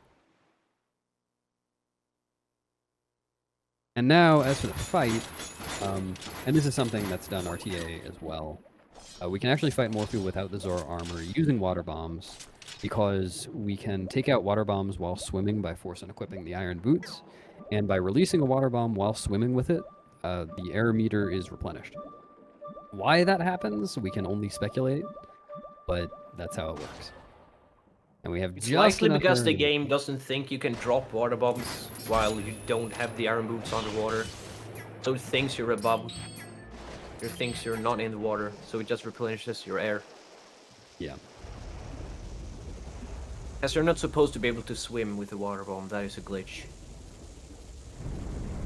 And so now Ek has a water bomb out and force unequipped his iron boots. He's going to be swimming up with it during the cutscene. You'll actually see him rising if you watch the cutscene. Well, certain scenes of it.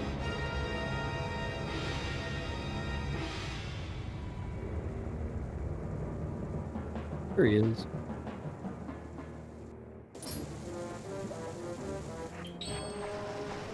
And he just released it, and you see the air meter has gone away and is now full again.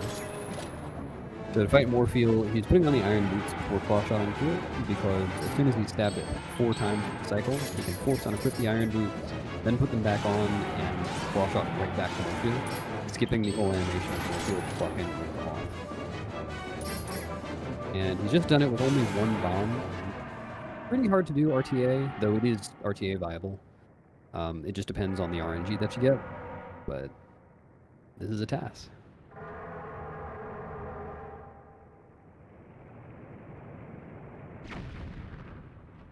And doing this is much faster than going to get the Zora armor, which would require the whole escort sequence.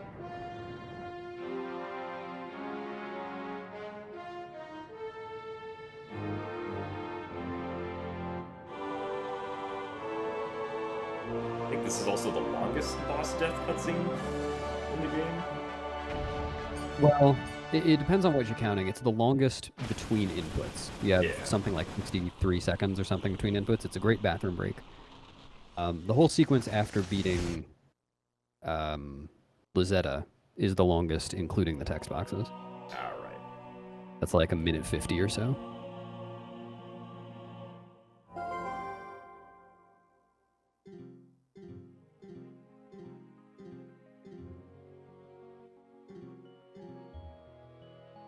It was only 6 minutes between beating the last dungeon and beating this one.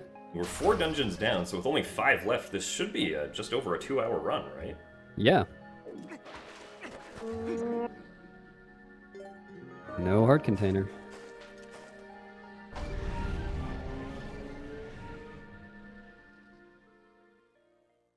Okay, that was a pretty dense dungeon section. It was not pretty dense. But we have a little bit of a reprieve from that now. There's a scripted in-game event, Midna's Desperate Hour, where we need to take our dead Midna back to the Midna store to replace her with a new live one. And so we're going to run to Castletown to do that, and this will mostly just be movement. Cool movement. Cool movement. Movement plus. This is the DLC.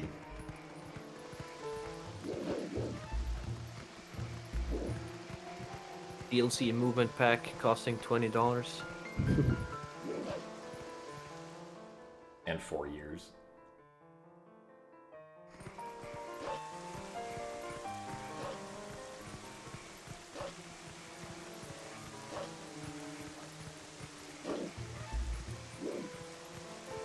Yeah, so once we complete the Midna's Desperate Hour section, then we'll be able to do like B charge attacks for the rest of the run. Which will come in handy in dungeons for some cool skips, which we'll see later.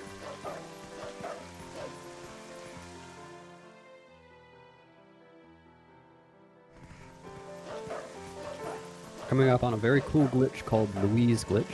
Louise is the cat that we're going to talk to in the upcoming cutscene.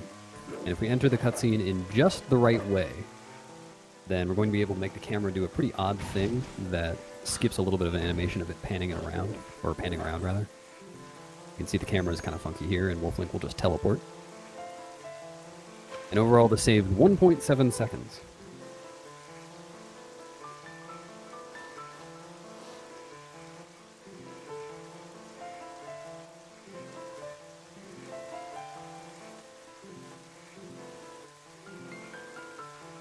People do that RTA, yeah, but at full dash speed. So it's a position thing, and at full dash speed, the B input is frame perfect. So, yeah, people do it, but it basically costs no time to go for. So some people go for it. Something that does cost a lot of time to go for and fail, though, is rope skip, which we're going to see here. This looks easy, to just jump to this rope to skip half the room, but it's surprisingly difficult because of the Goron walking around on the bottom. Sometimes it'll catch you and sometimes it won't, even if you don't fall. Nice little time save. Someone in chat asked, how does the TAS not desync? So this is actually a video file of the entire TAS already played back without desyncing, so... it is simply like an actual video. Yeah, for a showcase like this, obviously we don't want it to desync. I did get one desync during the course of the entire TAS, which didn't end up even being such a big deal. So I have Dragonbane to thank for that, for making a good version of Dolphin. Yeah, as the Twilight Princess and Wind Waker specifically have had problems with significant TAS desyncing on the regular builds of Dolphin over the years. I think it's probably fine now, but in the late 2010s, Dragonbane, a great community member, has contributed a lot for Twilight Princess and Wind Waker. Made a special version of Dolphin that allowed us to TAS those games without having, a desync every 5 seconds of in-game time. So we're gonna see some cool movement climbing up the tower now. Ekke's gonna be using the Bulblins that are up here to do some LJs on the ropes so that he doesn't have to go across some of them near the end.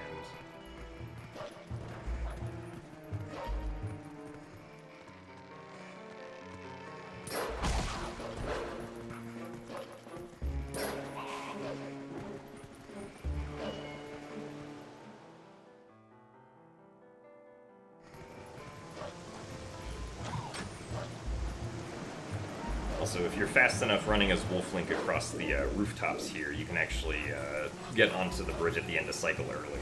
But because X's going so fast, it's just going to kind of look like the normal cycle, because you can use things like brake sliding and dash canceling to help get across fast.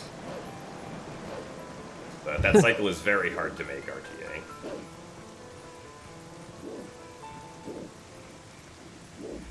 Brake slides are really powerful during in this Desperate Hour, because in that whole sewers sequence, Wolflink's speed is really nerfed. But the brake slides preserve it really well.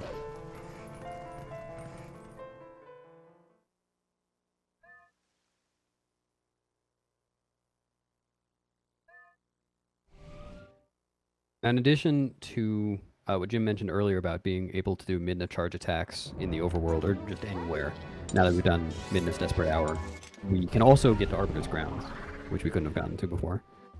So we're going to head over there. Pretty important dungeon.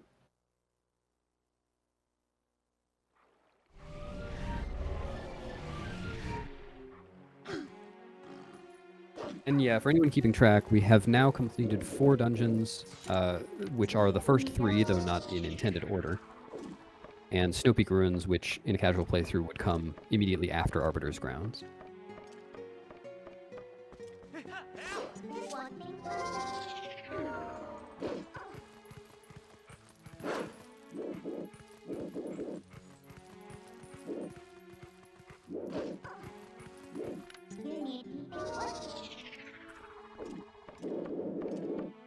Now we get the amazing ladder climbing. Very dynamic gameplay. They thankfully sped up the climbing in the HD version, so is it twice as fast? I think it is twice as fast, yeah.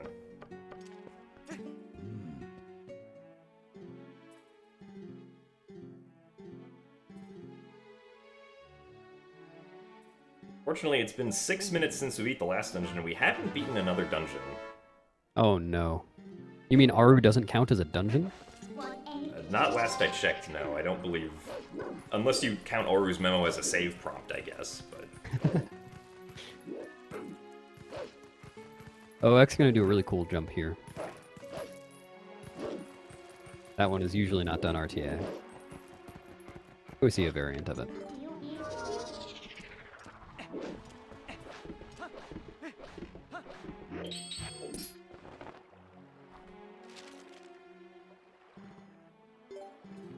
So, as far as we know, this is the only way you can get to the desert in the game. It would be significantly faster for any percent if there was another way of being able to get to the desert early. Or just to go straight to Arbiter's Grounds without dealing with the desert. True. One of the advantages that the TAS has is that the game doesn't lag here at all when you're in the desert. On actual console, if the strategy is to pull the camera back and above Wolflink so it doesn't have to like render things out in the distance as much to save on lag, but because this is done on emulator and is playback, there's no lag.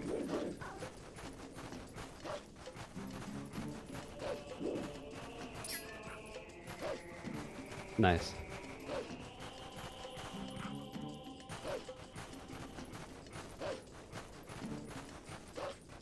Yeah, so normally during this section, you're supposed to climb onto one of the boards as Human Link and use it to ram through the fencing that's blocking off the Boblin camp.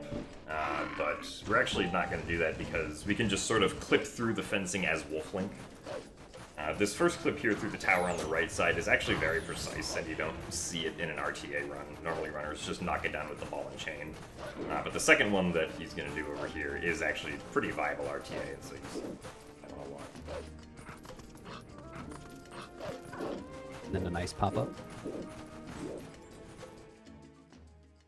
And if you're familiar with any percent, then you've probably seen in the Boblin camp runners get map glitch using map warping, and then enter the King Boblin fight from out of bounds. But Ekke doesn't have map warping. We didn't get that earlier, and we don't have a cutscene here to work with to use UMD to get map glitch. So you can still get map glitch with UMD, but it's just too slow. So it's faster. Oh really? To I didn't do know this. that. Yeah, What so cutscene instead they're going to do a long jump attack with a bomb boost up here to get up to the top of the tent and then trigger the King Boblin fight. Like the hops into the trigger. And then King Boblin just gets absolutely decimated with the power of the quickspin. Yep. And then he does a little dance.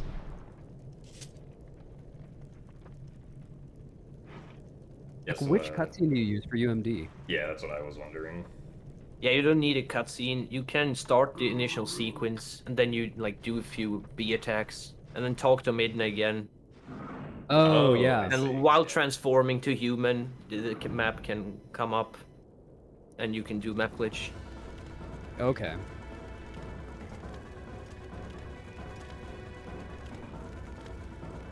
So it's not much slower, but it's slow enough to not do it. Hmm.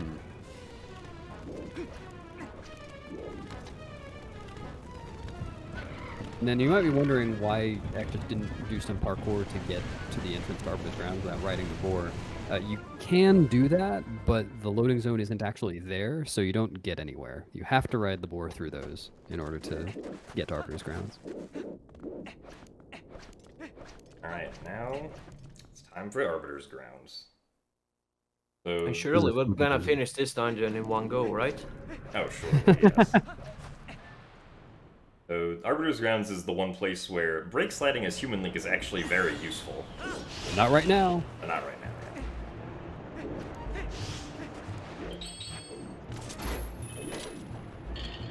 That LJA is RTA viable. Oh yeah, so he did a frame perfect chain drop there to run away before the cutscene started.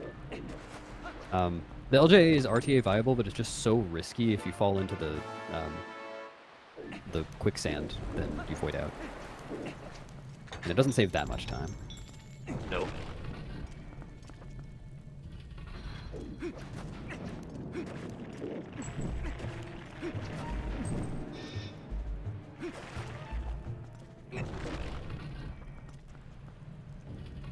Now it is time for us to watch the infamous gate drop down and block us from access to the second part of the dungeon. In the next room, you're gonna see post skip, but it's gonna be done in a method in a way that I think people are not very familiar with. Yeah, if you are here, you need to watch the next room. It is amazing. Generally, the purpose of this is to skip killing the first Poe. What you're supposed to do in the dungeon in casual playthrough is kill the first Poe that's right in front of you, get the Poe sent, and that allows you to dig to get to the next Poe. But the game doesn't actually check whether you have the first Poe soul at the end, so you can skip that as long as you can get another Poe soul first to get the sent. So check this out.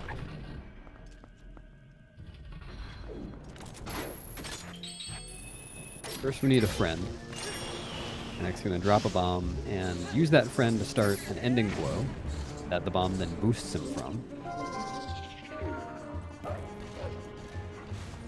From here, he will push this block 4 times because we're gonna need to come back here later, and if he doesn't do it 4 times, then it won't actually work. Won't stay in place. Then he uses another friend to get a super jump up to here. And then does a very precise LJA over to this door, which is nuts. Will not see And- that RTA. No. And now we're at Poe 4. So RTA, what you would normally see is a much simpler pop-up over to the other side of the room and then an LJA. And then you have to go through 2 more rooms to get to this one. And that's obviously slower for TAS. Oh, this is really cool too. That's... Heck, I forget exactly how that works. How did that one work? I don't really know. There's like 1 or 2 frames where you can attack him while he's flying away from you. It was also found completely on accident. But it doesn't seem to always work, but it worked in that instance, so I just took it. You like the accidental time saves? Yeah, there's actually been quite a few over the course of the whole run. And so now Ek has sniffed that Poe, and that means that the first Poe is completely useless for us. And go over and dig at the spot to get to the second Poe. Yeah, the game will, the game only checks for the second, third, and fourth pose to see if it should open the gate, because it just assumes you have to get the first one and there's no way to skip it. And at this point, it is pretty widely known among TP speedrunning runners and viewers that you in fact can skip all of the Poes. It just takes a while. With a while, it's more like... Actually, I don't know, is it 9 hours? Yeah, roughly. I like targeting the read-in there, that's nice. If you watch a Twilight Princess low percent run, they do an item pickup slide through that gate, and it takes about 9 hours. So it's only really relevant to 1%.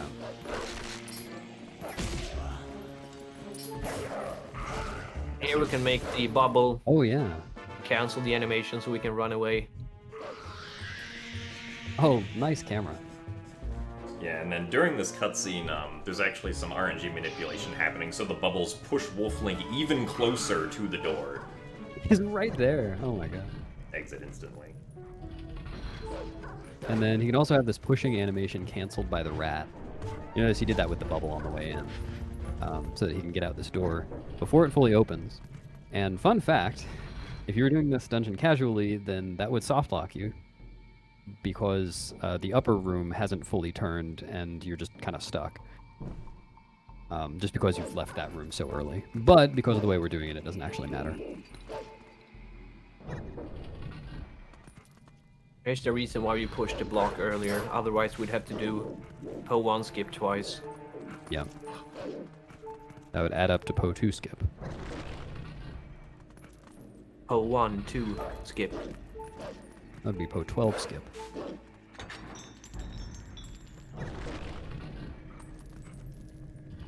So the small key was necessary to open up that door, which you can't see the chain from like the side we opened it from, but it is a door that's locked by a small key, but we still need a small key to open it even from the wrong side. Having half a heart in this room is nerve-wracking. Nice Ruby text skip. Oh man. Yeah, so Wolflink just through the entire game takes double damage as compared to Human Link. So having half a heart here means if you get hit by anything, you're dead. Oh, there's also one frame in between the text box of collecting the Poe Soul and the cutscene starting, which is how Eck dashed away after the text box.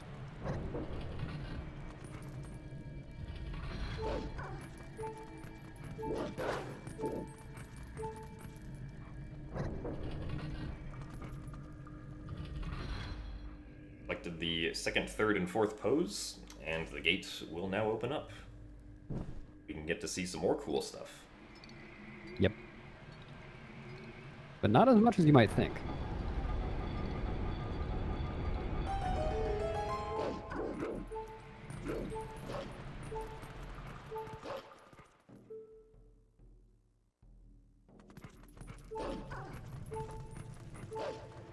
Getting the boss key early in this dungeon is really easy. There are a few methods of doing it. Oh man, the quick climb too. Basically, you just B-attack across the sand as wolf.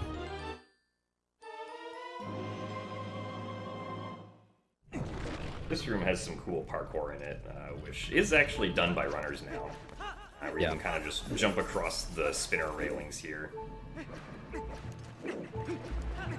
It's not done quite this smoothly, but it is done. And he's doing brake slides in the sand to prevent him from just getting stuck. Nice. Oh, and the early bomb pull. Oh, that's so smooth. And here you're gonna see I forgot the dungeon layout, so I went to the wrong room.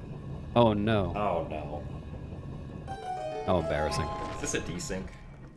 Yeah, and while I'm here, I might as well get the Uku. Might be useful for something later. Yeah, this is another deviation from the RTA route. And I'll let Eck explain that when it comes time, because I don't fully understand it. Or don't remember the details, rather.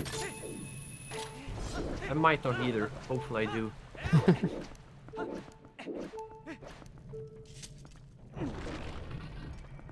Oh, that's right. We're going to fight Death Sword using Uku. Going to jump off of a ledge and fly with Uku to the spinner. Would be pretty cool if you could use Uku that way. Yeah. Generally speaking, it's faster to skip bosses or mini-bosses when possible, just because they have long cutscenes associated with them. And for Death Sword, what we can do is manipulate Death Sword to be in a specific position near the gap over the door to the spinner chest, and then use a super jump on it, just like we did with early Master Sword,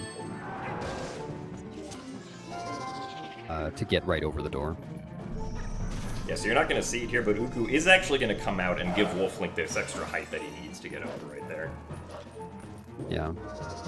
Yeah, normally, it's like in an RTA run, it's much easier to see what's going on there.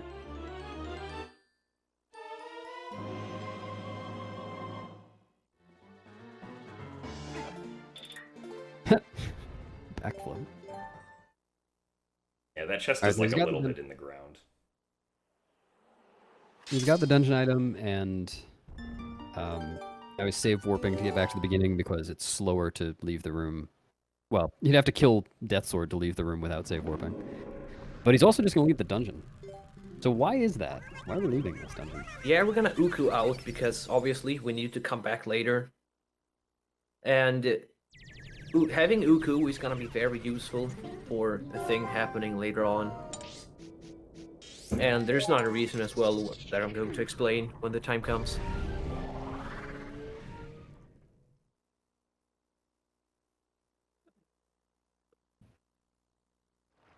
Oh, the... Right. Go ahead, guys. Oh yeah, I was gonna say, Yeah, so we well- just warped to Kakariko Village, because our next dungeon is going to be City in the Sky. Yeah, this is another deviation from the RTA route, which would actually just beat the rest of the dungeons in casual order, or rather intended order. Arbiter's Grounds, Temple of Time, City in the Sky, Palace, then Hyrule Castle. And coming up is probably one of the hardest tricks to do RTA, because there are so many frame perfect inputs in a row. It's not gonna Yeah. look like anything special, but if you know what's going on, it's kind of insane. So we're doing the universal map delay right here for 3 seconds straight. Until here, pretty much. Now the map comes up and we can warp. And Yeah, that's- it looks like nothing, but that's impossible for a human to do. And that's why we can skip having to get map warping at the Gorge. At least in this route.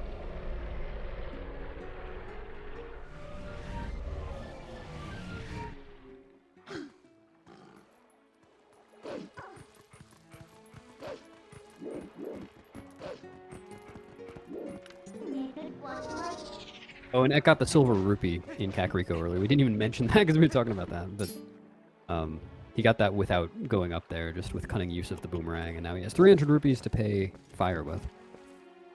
And if you wonder why that silver rupee isn't collected in the N% route, is because the silver rupee isn't there unless you fight King Boblin 1.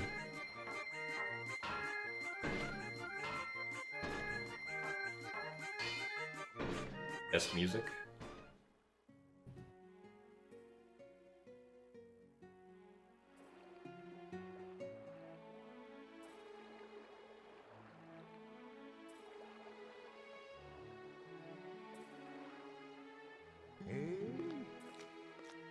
And for those familiar with Jim's TAS, I think you know the trick is coming up.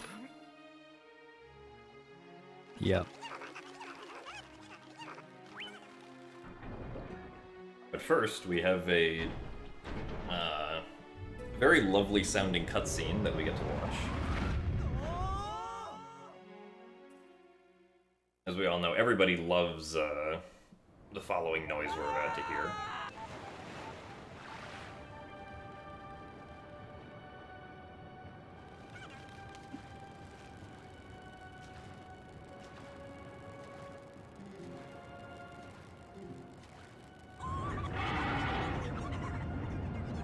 Doesn't that say eek in English? It does, yeah. It was translated for German. Germans don't understand eek, maybe.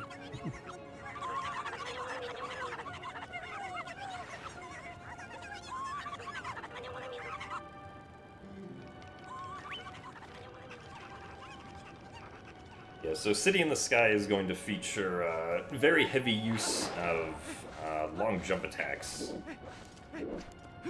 And it's also, there's going to be a trick coming up here in this next room, which it's not going to look like anything has happened, but the door into, like, the main center room of the dungeon, Ekke is going to be opening it up from essentially as far away from the door as possible. And this is going to skip activating a trigger that turns on the fan, which normally blocks you from getting the boss key early. But because now the fan is not active, we can simply use the claw shot to get up to where the boss key is and get the boss key early, which saves about 1 minute and 20 seconds, I believe. And in an RTA run, you wouldn't see this now. This would be in the second half of the dungeon. Nice two-hand grab. The reason that it's rerouted for the TAS is because of the trick coming up a little bit later, small key skip. We can completely skip one wing of the dungeon. So it just makes more sense to do this now. Oh, no lag on that door. That's so nice.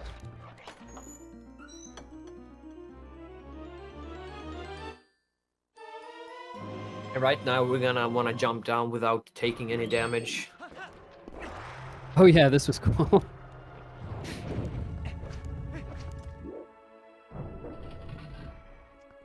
Yeah, I remember the way that I got down there without taking damage was like really goofy, but You the grabbed spinner. the vines a bunch, right?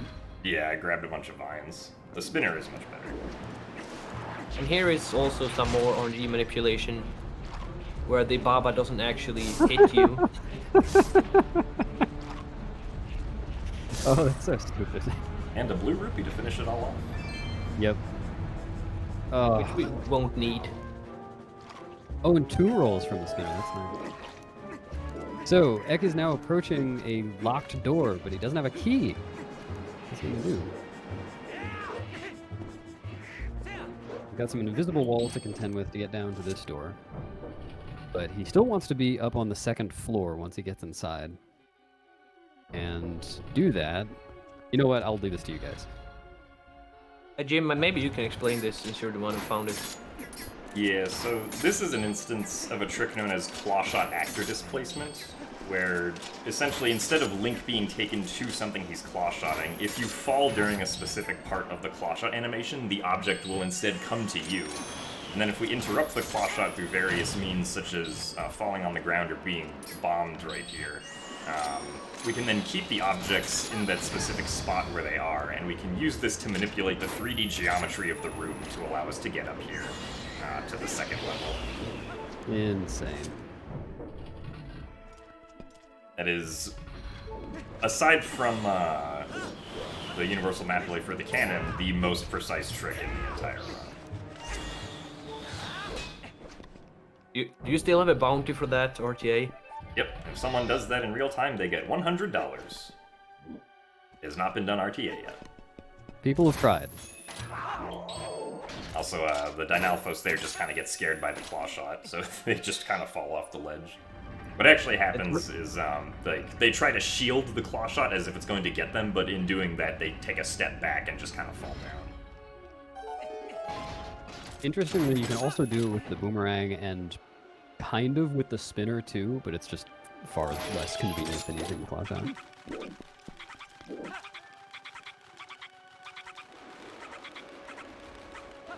Oh man, that timing is so good.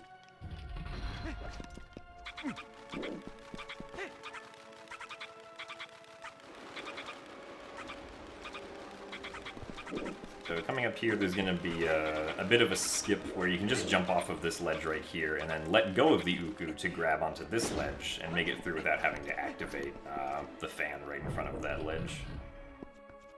It's also going to skip grabbing the Uku right here and just jump down. Whee! Oh, that last second jump attack is so good.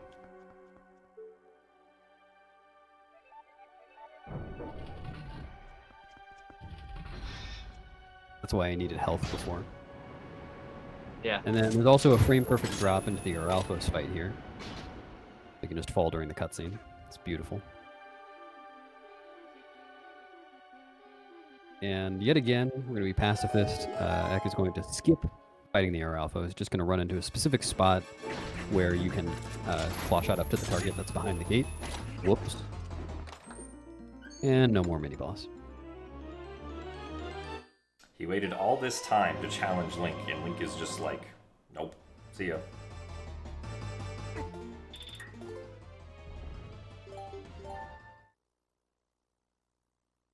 And we only have one bomb here, so we're gonna have to refill the bomb bag. And conveniently, there's a chest right next to us here that we can open, which will fill our bomb bag to max. Yeah, did the Arbiter's Grounds bomb chest not have enough? Yeah, I need too many bombs for that being worth getting.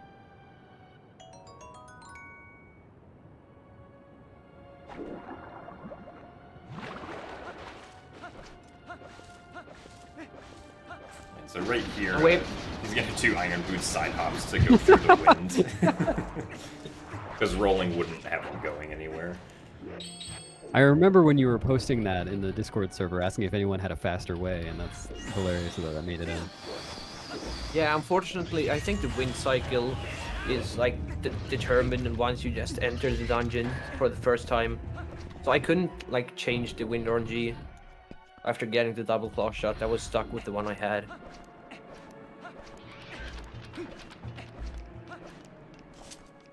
Yeah, so we got the double claw shots, we got the boss key. Normally you're supposed to trigger, or like move, or make a fan begin spinning out here to make these platforms, or I guess these, not platforms, these walls spin. But with some precise claw shotting and a really cool double LJA right here, I get to the end without having to do that.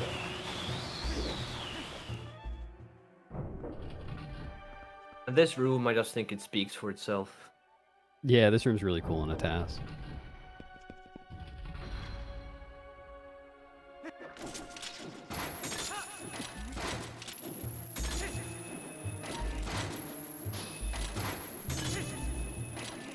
The swag.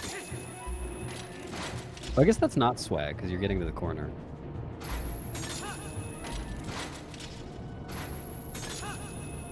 That claw shot is very precise. Ah, that took a long time getting.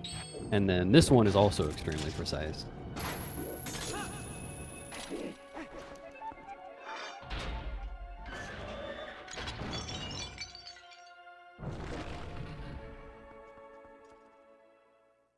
Same with the bomb barrel strat isn't actually faster if you do it this way.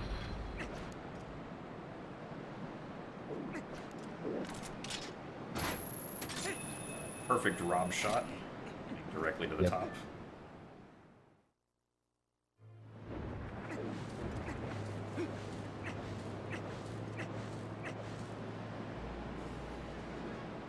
And now we wait. Hopefully, Ekke does not soft lock here. No. That'd be very good. Yeah, if you claw shot his tail here on like 2 first possible frames, the game just soft locks.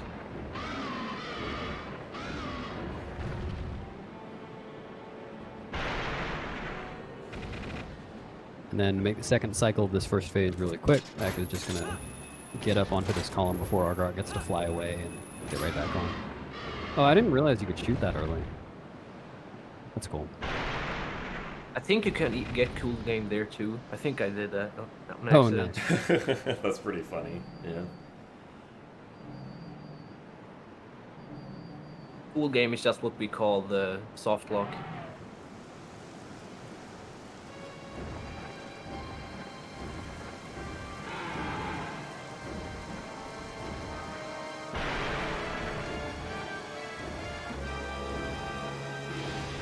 Incidentally, this is another good bathroom break. This cutscene is a little over a minute long too, but if you get back late, then you're in a boss fight.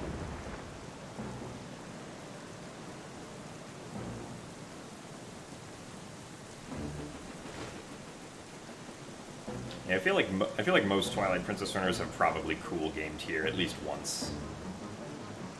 Oh, you've got to just for the novelty of it. So now, just as any of the rest of us would do, Link is going to jump off this cliff to escape the big flamey dragon. Unfortunately, this is a video game, so that doesn't work. But it does reset Argrok's position, so now we can get Argrok to attack us faster as we go up here.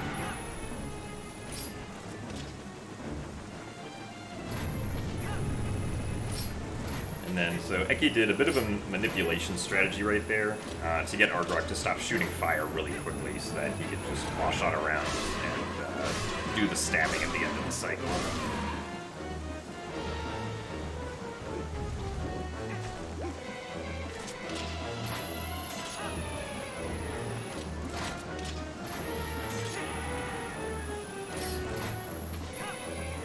Oh, that's really cool. Yeah, so because Eck was able to claw shot up so fast, he was actually was able to, I believe, match Argarok's position in time for Argarok to begin shooting as he was still claw shotting up the pillars on the side.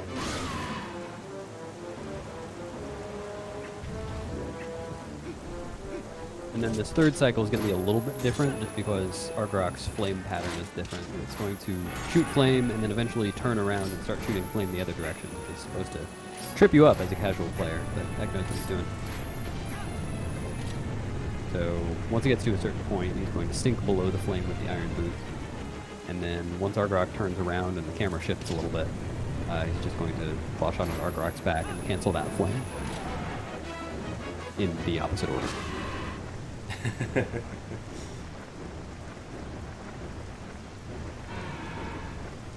Yeah, so that is City in the Sky. Yeah, unfortunately there's not really any way to make this fight any faster. Because, you know, you have to wait a lot at the first phase, and then there's a giant cutscene in the middle, and you still have to do a lot of waiting in the second phase. So. Really There's a strat you can... Really cool in a casual playthrough, though.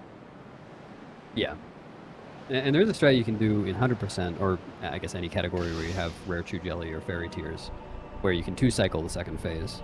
And it's very fun to do. It saves like 20 seconds or so, but obviously in all dungeons it doesn't make sense to go out of our way for more than 20 seconds to get a bottle with one of those things in it in order to save those 20 seconds.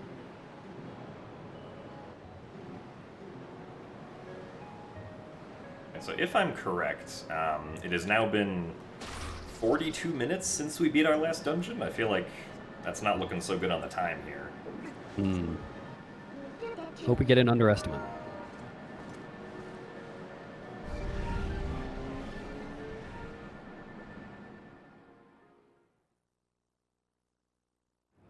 No, you can get Great Fairy Tears from Giovanni, and you can get Rare Chew Jelly in some grottos near Lake Hylia Bridge and Cave of Ordeals. All of which are slow. And right here we equip iron boots before launching to the cannon, so we can land on the bridge and warp away faster. And this is a little bit of an issue, because we are at such low health, and this next trick requires us to take quite a bit of damage. But I managed to get around it in a fast way. So it's time to enter Temple of Time.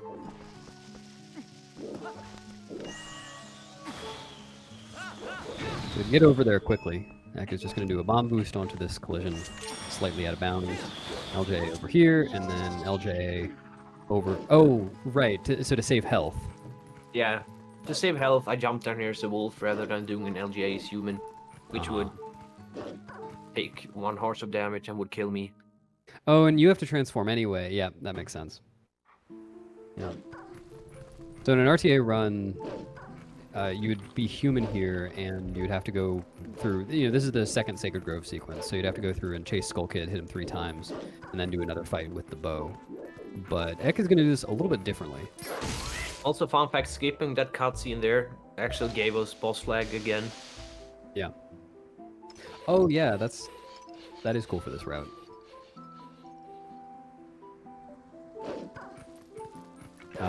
So Eck did just land the first blow on Skull Kid to open up some pathways in Lost Woods, or in Grove, Lost Woods, whatever. And there's now a place that he can go where he can do a super jump off of a puppet to get on some out-of-bounds collision and get to an area he is not supposed to be able to get to right now.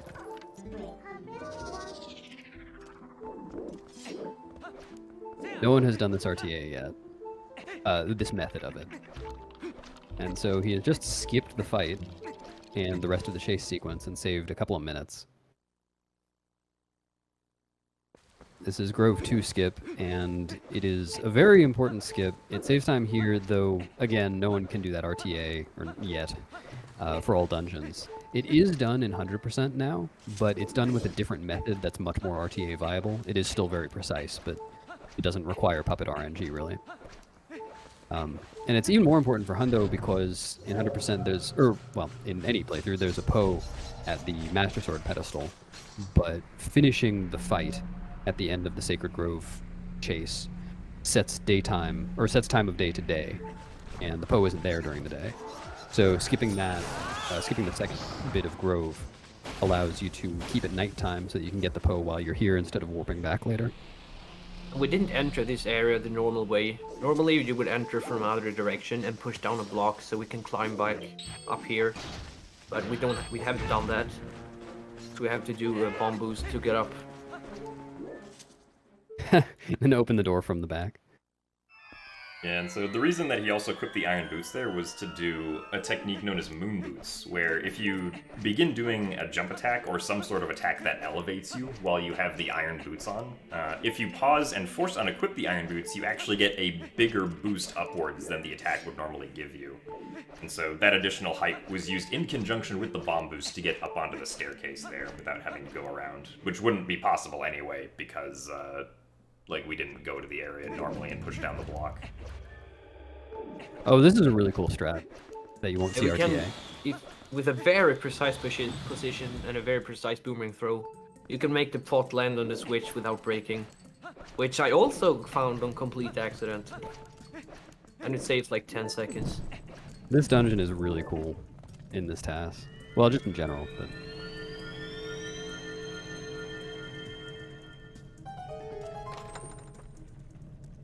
he's also about to do an LJA up the next flight of stairs to skip getting Uku, who is just standing in the way. The fun fact about this route is that it wouldn't work if we couldn't skip that Uku, because it would overwrite the Arbiter's Grounds Uku.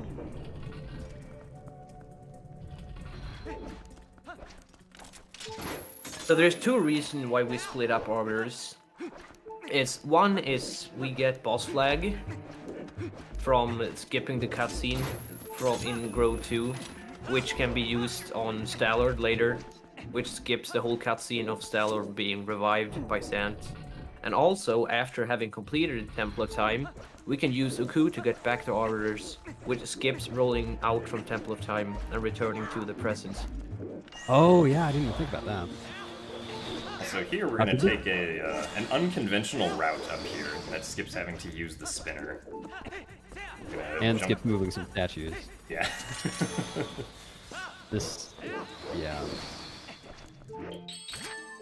That is exactly as impressive as it looked.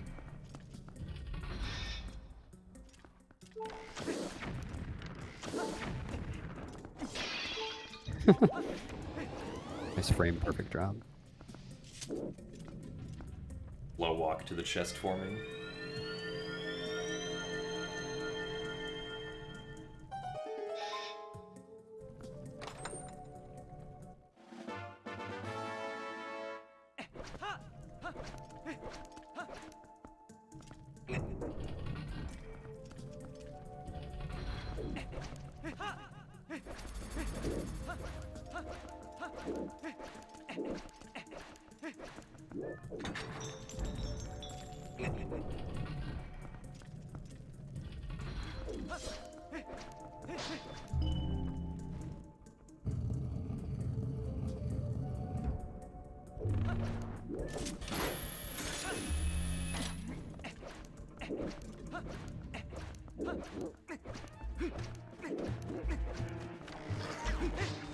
So trying to shoot crystal switches with the bow in this game is like,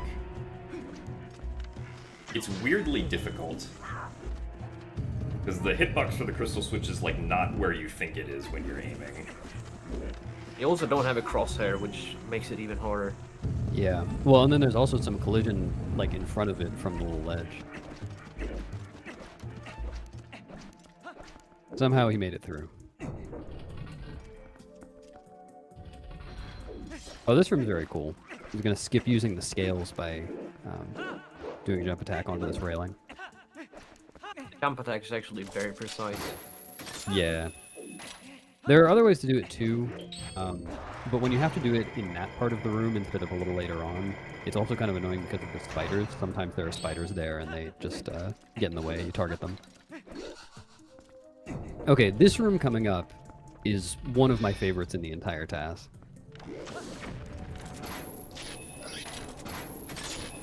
I suppose we have to watch the cutscene first. The two armors landing on top of each other like they do is really important for this. That Helmosaur shell just flew all the way over to that. Boing. Incredible.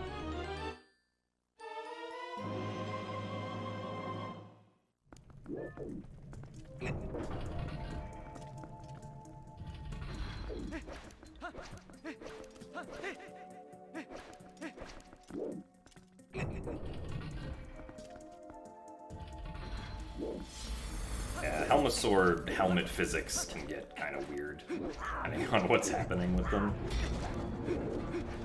Oh, nice iframes. That was really cool. We take damage from the Lysalphos so that the spiked rolly thingy doesn't knock us over.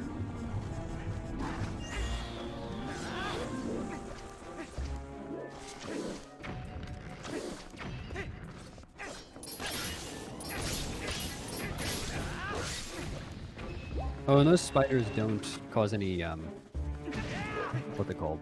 Oh man, that climb, that was so cool. Yeah, the sun effect. Man, I forgot about that climb. That was so cool.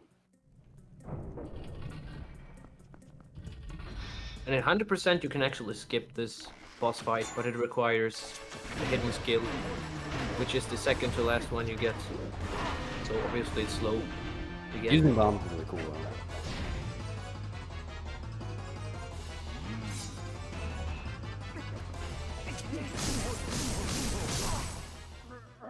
Defeating a Dark Nut with no sword. Oh yeah. Didn't even think of that.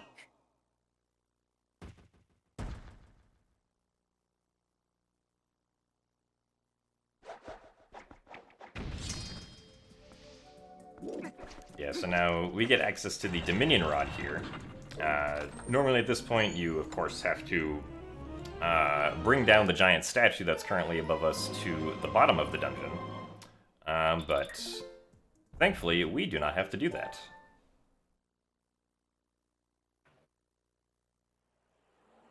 Instead, we're going to be doing an infamous trick known as Door of Time Skip, or Dot Skip. We just kind of call the door at the bottom of the Temple of Time here the Door of Time.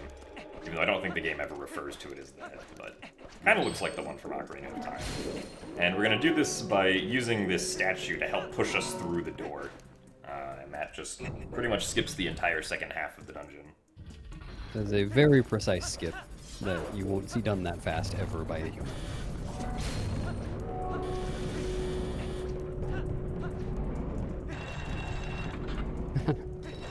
Nice.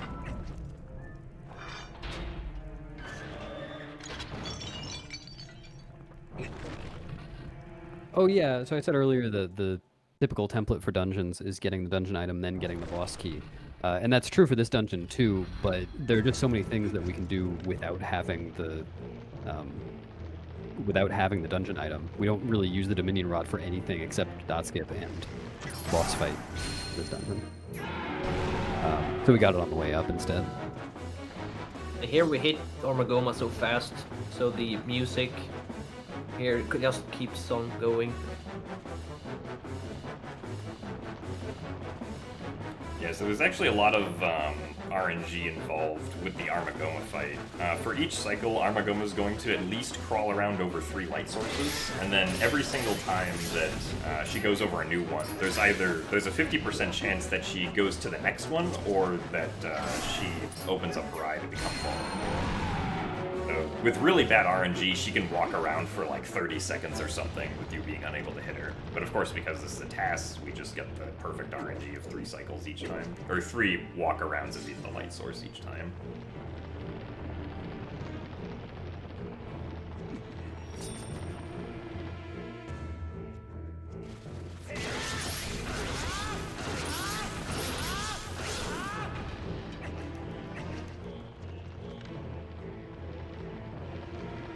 How do you know which one it's gonna go to?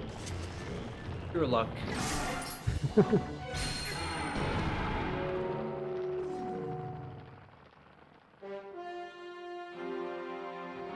now the spider is dead.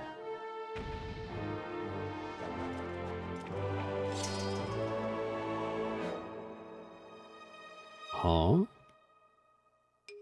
Still alive? This is crazy. How are you ever going to manage to catch that thing?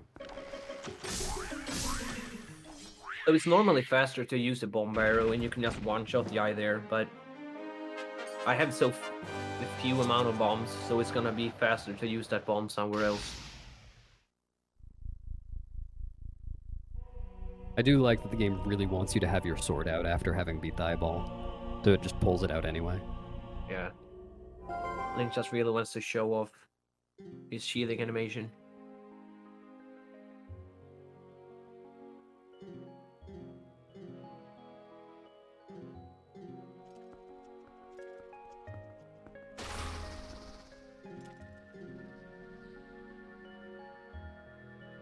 Oh yeah, bombs don't drop in this game. You have to get them from chests or buy them.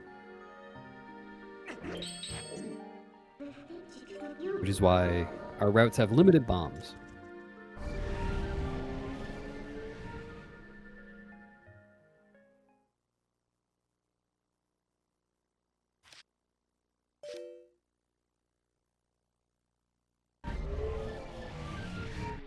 So here we're just gonna Uku back instead of rolling out, as I said earlier.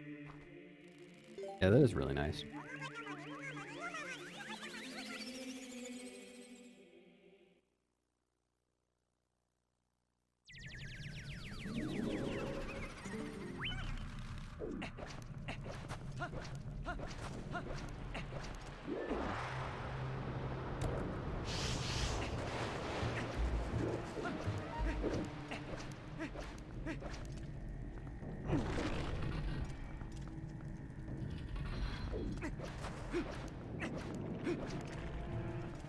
Yes, now we just have to roll back through the beginning of Arbiter's Grounds to get to the boss door, essentially.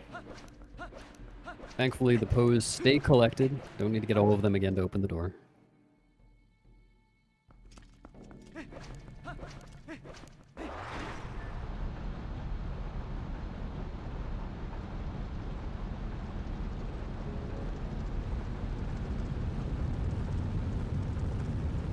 Here I don't know if it's frame perfect. Oh, I was just about to ask. I think it's either frame perfect or 2 frames. Yeah, it's really precise. It's much more difficult than the ones in City in the Sky, that's for sure. And here we're going to do a tiny LGA to save like half a second or something. To skip having to do another half circle around the room on the spinner. Probably saves even less for this category since I have to equip the Gale, but it's still just slightly faster. Hmm.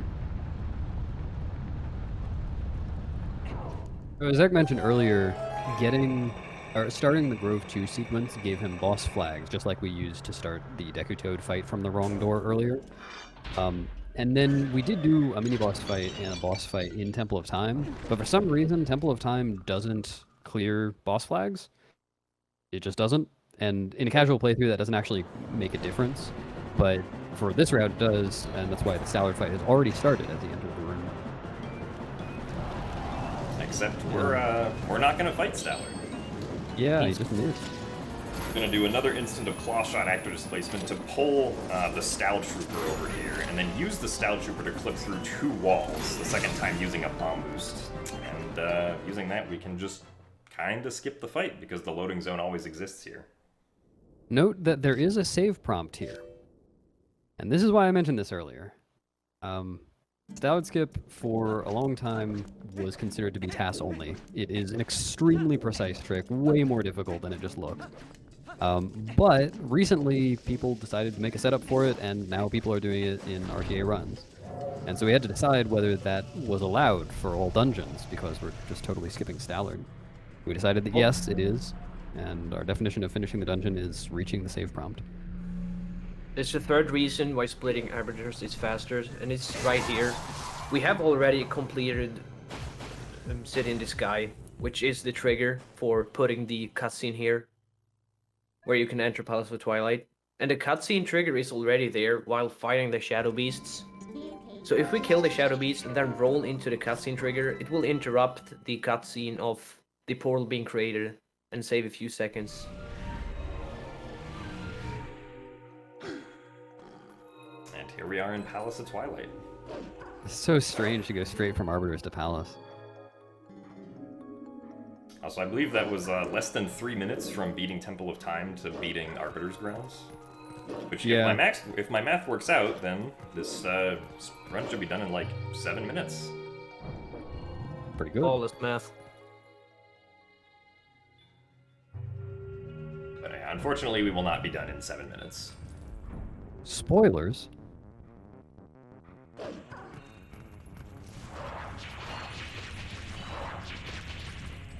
In Palace of Twilight, there's not really a whole lot you can do to speed up most of the dungeon.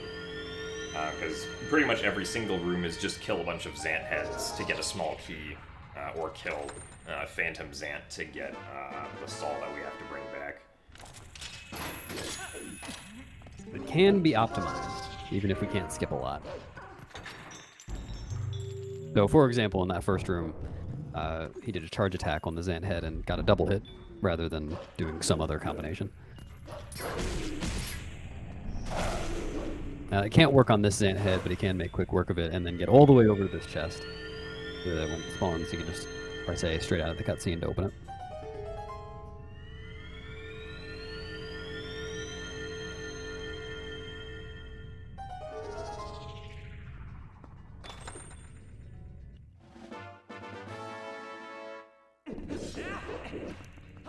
Wow, that's fast. And yeah, that platform is low enough that you can just jump attack onto it from on top of the chest. No need to use the claw shot.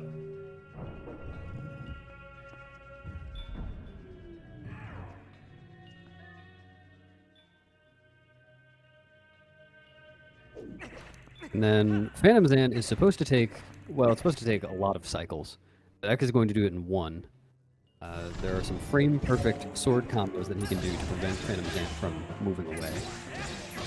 Teleporting across the room. Yeah, each So of those that- combos has 2 frame-perfect inputs. Yeah, it didn't look like much, but that's very, very difficult.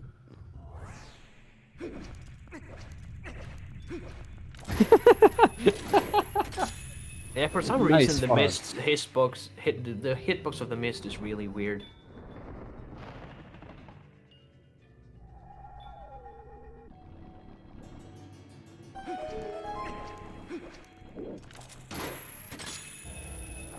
Here we can utilize L sliding again to get closer to the door while we're clutching the soul. Hopefully the hand doesn't get you. Yeah, the hands become a lot less scary when you know exactly what to do in every room. They're definitely scary in a casual playthrough. Yeah, I remember being terrified by them as a kid. There's a special use of an L slide here that skips some enemies spawning. There's supposed to be some of those little squeebles over in this area he's L sliding too, but they just don't spawn most of the time if you do an L slide there. Sometimes they do, and I have no idea why.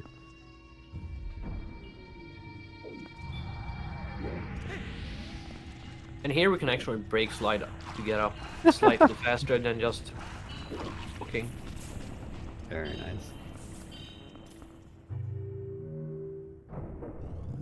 Very nice.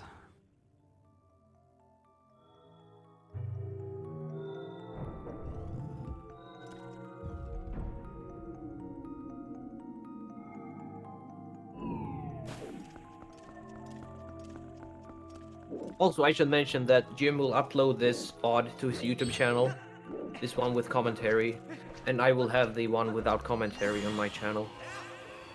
Oh. Oh, nice. You got the LJA before you got that. That's fine. And so in case you're worried about missing anything, don't worry. This will all be up on YouTube within like 24 hours after the stream finishing.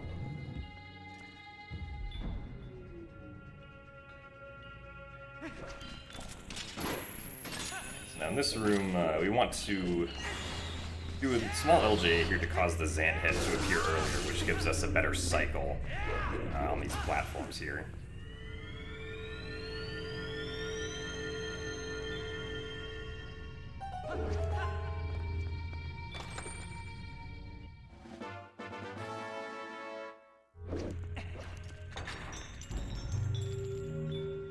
Oh, interesting. It was faster to roll twice there. I've always wondered. Sorry, can you repeat that? Well, I was just noting that you rolled twice to that door from the chest instead of running a little bit and rolling. Or like DF walking. Very sure I did DF walk there. I didn't notice. There isn't really room. Oh, yeah, actually, I probably didn't because it's faster to do 2 rolls rather than DF walk and do 1 roll. Yeah. Okay. Noted. Ha! Yeah, there's some cool aim in this room that obviously Ekke is gonna nail.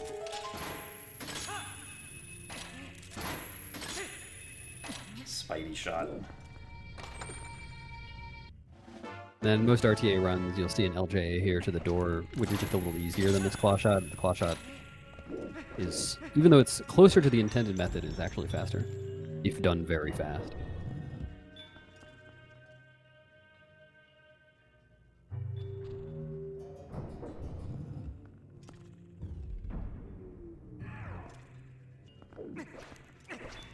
And this Phantom Zant fight is exactly the same as the first one. Yeah. Well, technically not true. The Phantom Zant spawn is slightly closer to Link. I'm gonna have to take out the sword and roll twice, so it doesn't really matter where in the room he spawns. Yeah, that's true. It feels like it makes a difference RTA. But yeah, you're right.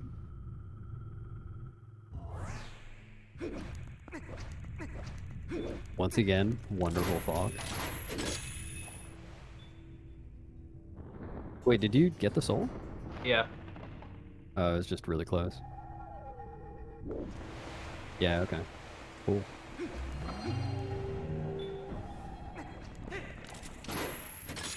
Oh, man.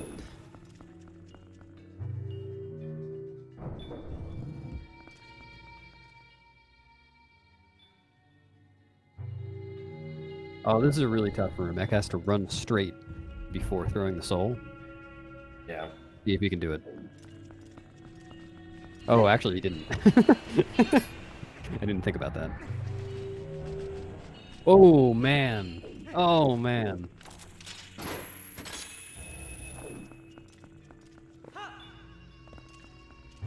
I'm just That's living so on the edge.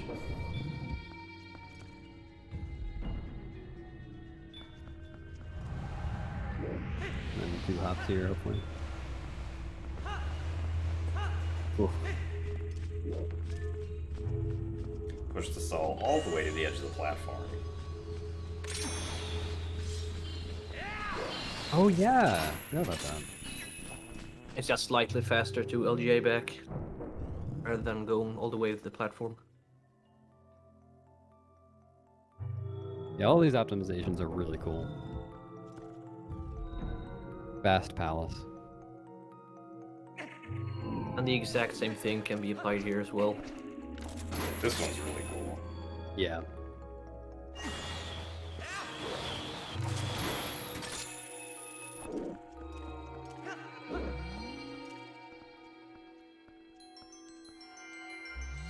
And now we got the light sword.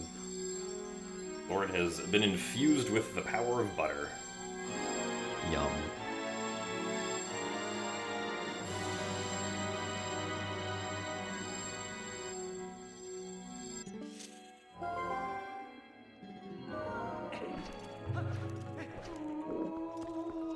Some more brake sliding. You just lose so much speed rolling up that long ramp, so it's faster to do brake slide. By Is the just like second 1 ramp- or 2 frames. Is the second ramp a lesser slope? No, it's the exact same, but it's way shorter. Yeah, it's Oh, shorter. okay. Oh, this room's really cool. This room actually does feature a skip. So in this room, you're expected to pick up the 2 souls on the opposite end of the room and throw them into some sockets to raise the staircase. Instead, we can manipulate a piece using the boomerang to get a super jump up to this platform.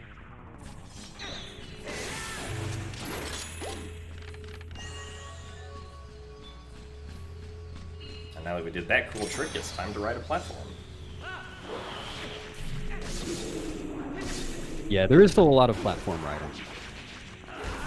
That super jump saves like 4 seconds. It might look like more, but it's not. I'm surprised you got it before. I timed it as 2 when Zach and I came up with it. I guess I'm just so fast. I guess so. Yeah, I mean, I guess you did do the keys manipulation differently. Yeah.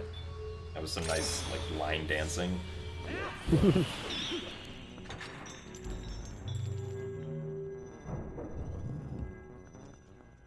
It wasn't in Jim's task because it hadn't been found.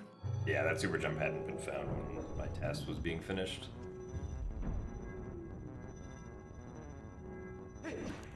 Coming up here is going to be a precise claw shot with no vision. Wow. So we can come up here to get the big key.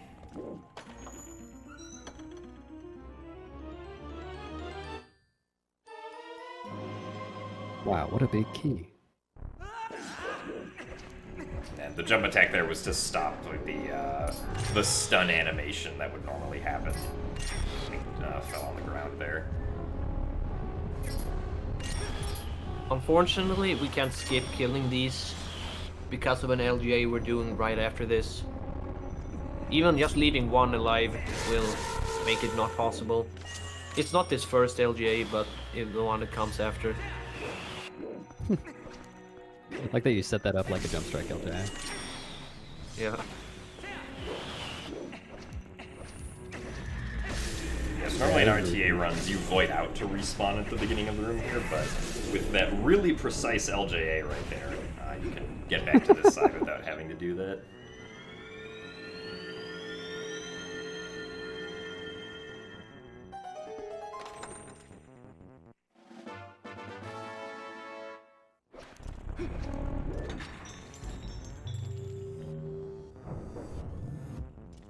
This room is going to be a bit different from the way RTA runners do it too, because there is a way that is extremely precise to manipulate it so that you don't need to wait for the second Xant head in the room. You'll see Ekke just does it a little differently. I gotta wait for the Shadow Beast to fall here.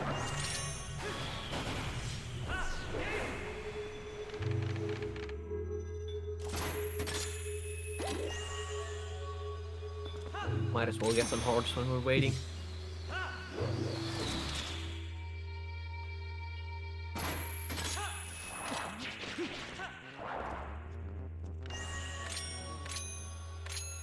Wow, what a crazy LJ this is going to be. Yeah.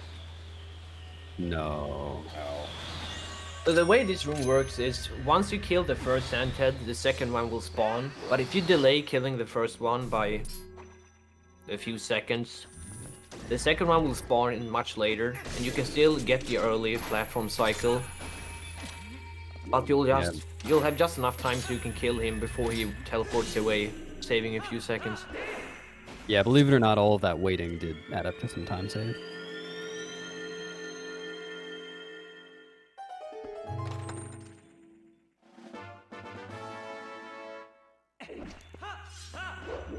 Oh man, the corner jump.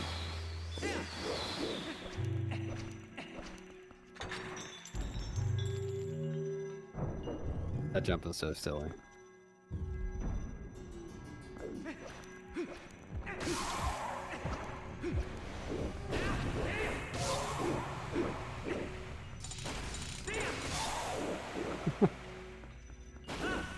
There's a lot of time to mess around here as it takes a little bit for each set of Shadow Beasts to just fall in.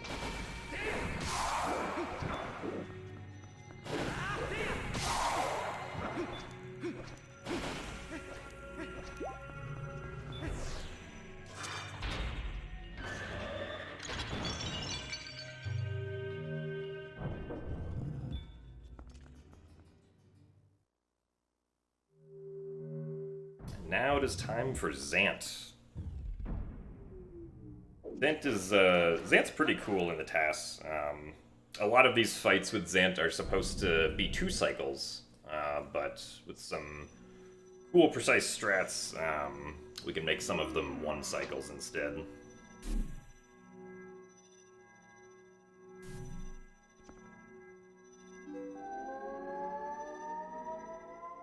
Excuse me, not Zant. Zanto. Yeah.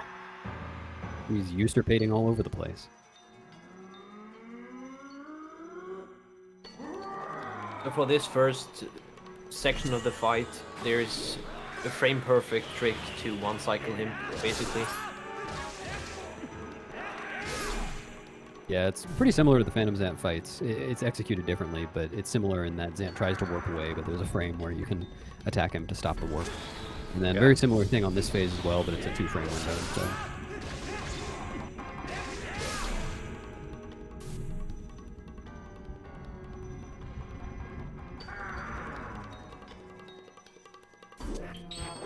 Once again, the water bombs will be put to use here because we don't have Zora armor, so we'll need to use one of them to refill our air meter between these 2 cycles. Nice nose.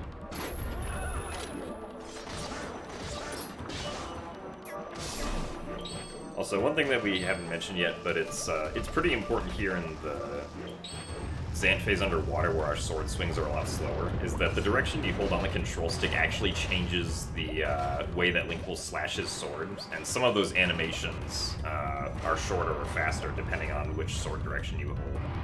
Like, he specifically, I believe, during when he's hitting Zant underwater, wants to hold right, left, up, and then down to get the optimal sword slash, or like the optimal sword slash speed. Oh, that was cool. I forgot about that. Yeah, there's one frame where you can force unequip the iron boots before you hit him. Or actually right as you hit him.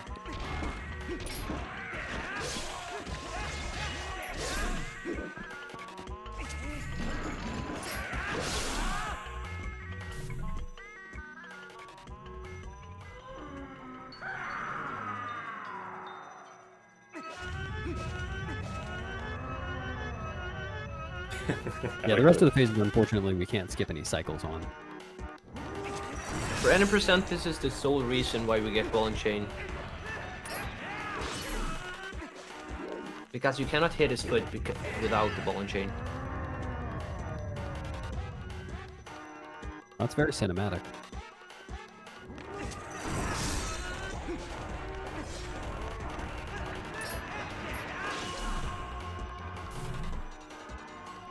And you actually only need to hit him with the final slash of the combo and do that twice to go to the next section.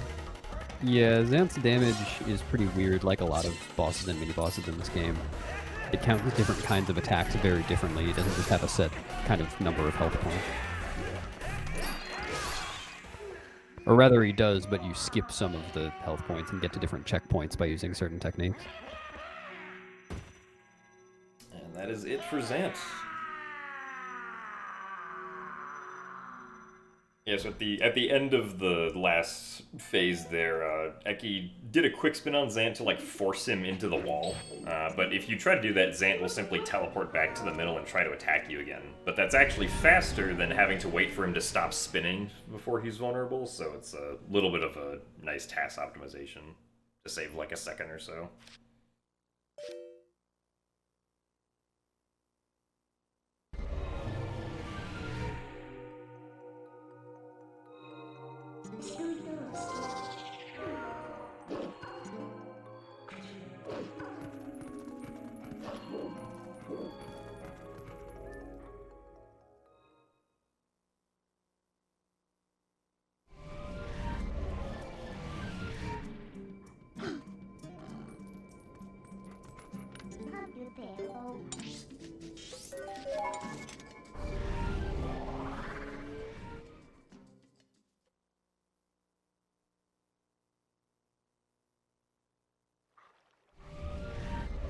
So we've got one dungeon left. Tyrol Castle. And Link doesn't like receiving mail, so he's going to do a long jump attack past the postman trigger here. We also don't want to scare the people inside Castletown, you know. Yeah. We'd get transformed anyway.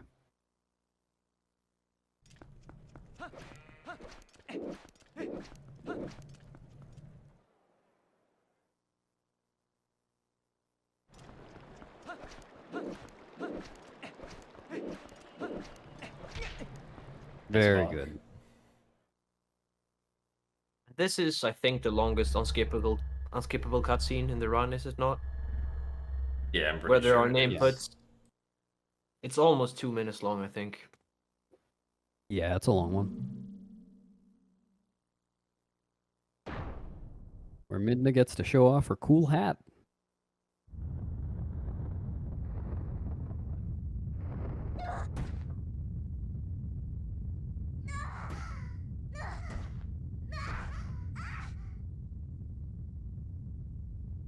Yeah, so current time is about 2 hours and 52 minutes.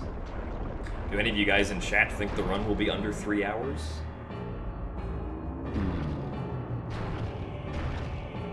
I guess also the any percent world record just finished. Oh, yeah. McFeast also has. For now. Yeah. There's no contender. Well, there is.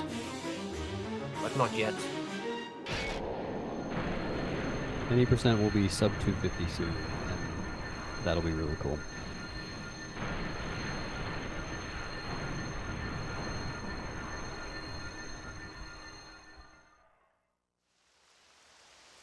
You're gonna wait around in the final boss fight so that this doesn't beat my All Dungeons PB, right?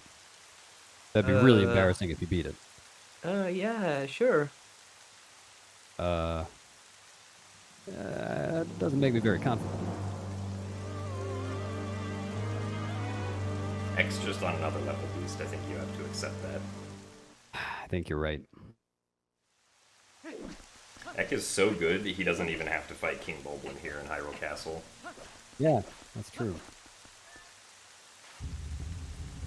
Yes, this Hyrule Castle routing is going to be a little bit different from the RTA route. And going to the right side here saves a very small amount of time. You said it was just a few seconds? Yeah, it's about 4 seconds. But you can skip the barrier the same way as on the left side. And everything from here is different.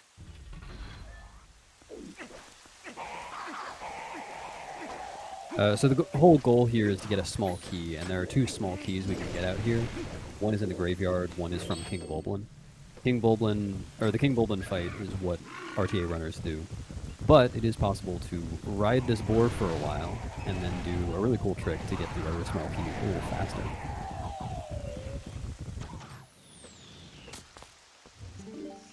This probably looks very slow, but the cutscene for King Bulblin is pretty long. Yeah.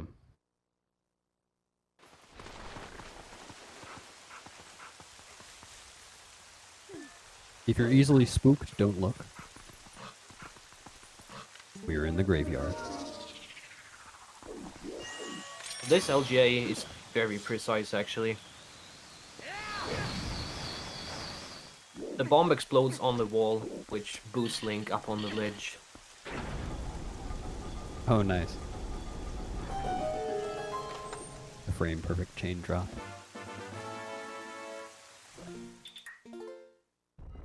So there's our key. And I'm just going to save warp to get back to the entrance to the dungeon pretty quickly.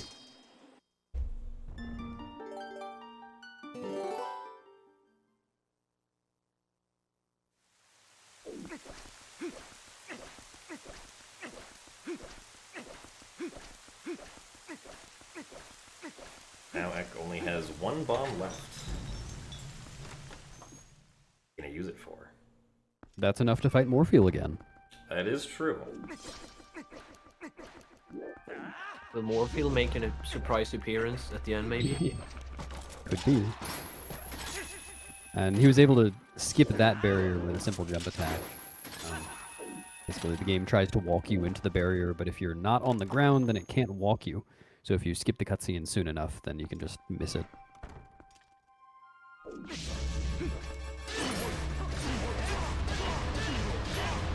No swordless Dark Knight this time.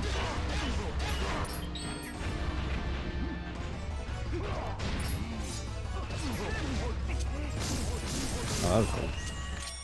And with some precise targets before the cutscene here, we're gonna have This is the so cool. boomerang blow up the torch so that the platform races. That's so cool. Yeah, the Gale Boomerang can't blow out the torch in the middle of a cutscene, so the targets are to prevent the Gale Boomerang from getting to the torch until the cutscene is over. And here we have to light these torches in a specific order for this puzzle. That's just what the puzzle is.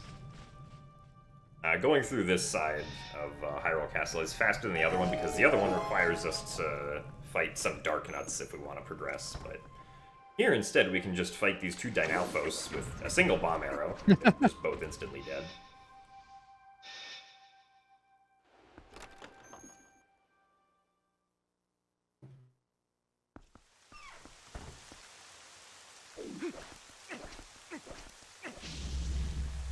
Oh. I guess it's kind of pointless to say this at this point, but you may have noticed through the entire path that Ekke has been entering double doors through the right door rather than the left door. And that's because the animation of entering the room is just a little bit faster coming from that door. But it doesn't matter anymore because there are certain doors that lead to bigger loads where it doesn't actually matter which door you enter, you always come out the faster door on the other side. And the only double doors left are an example of that.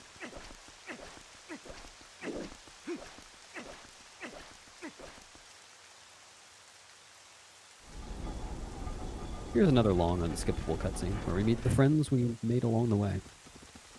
Most of them who we've never met. We do have Russell to thank for his text displacement, though. Yep. Yeah, that's important. And we have Oru to thank for his memo. Yep. Which may or may not have been a save prompt. It's still in debate at this point. Yeah. Shad and Ashe, though, not so much in this run. Nope.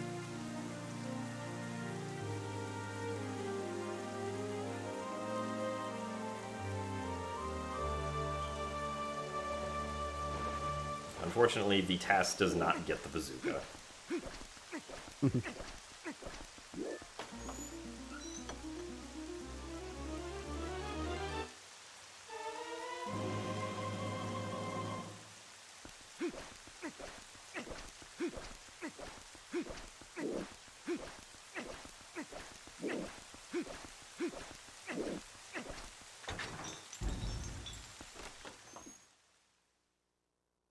Super jump off the hawk.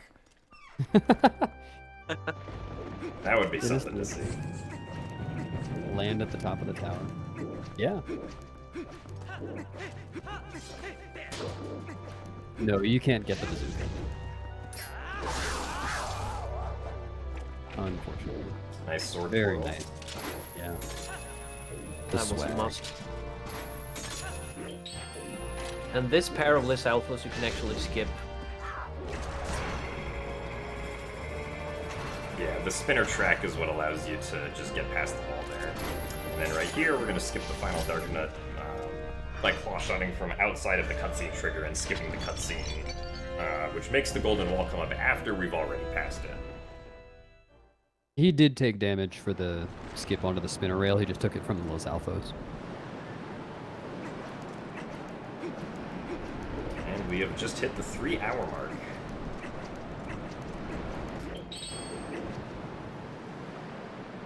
Oh.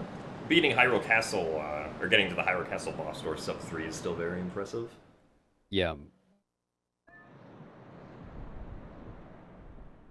So the way this fight works is there's a minimum of 7 cycles that she can do. And the amount of time she has between attacks is random. And the fastest attack she can do that's not the light ball attack is when she flies down instead and tries to attack you with the sword. This one. Also, Yeah, you might because a lot notice that Link's cheeky trying to look up her skirt, under her skirt. Come on, Link. civil. It is a pretty common misconception because a lot of runners count their Zelda cycles, that the number of cycles is the only thing that matters, but as Ek said, it does take a variable amount of time between cycles, and that matters a lot.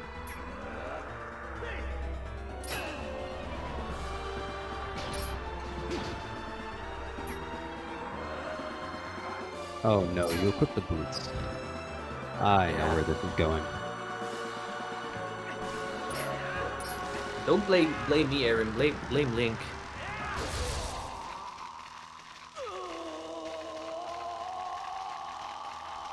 That was basically a perfect 7 cycle. Can't really get any faster than that. Nope.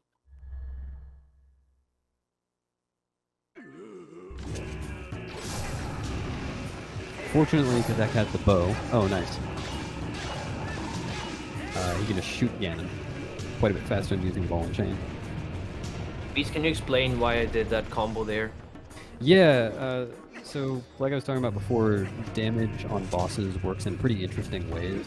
And Ganon, or Beast Ganon, is specifically very interesting in that the cycle that he goes to, like what kind of attack he does next, depends on how much damage he sustains. And if you do the exact amount of damage that Ek has just done on the first 2 cycles, then Beast Ganon spawns in favorable ways, essentially. We don't have to wait for him to warp around. We can be human on the 2nd cycle, which is very fast. Nice. Grabbing him straight out of the portal. You can also one-shot him here on the 3rd hit as Wolf Link. Yeah.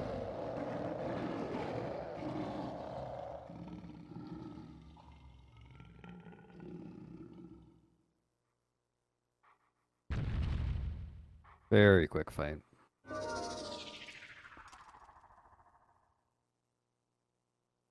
And now we get one final visit from Epona here.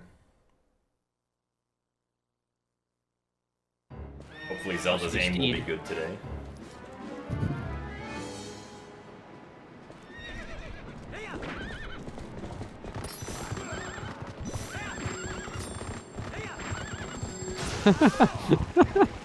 Oh, that was cool. Yeah, so when you know where Ganondorf is going to be, you can basically just line up to be directly next to him when Zelda shoots. For an insanely fast horseback Ganon. That is amazing.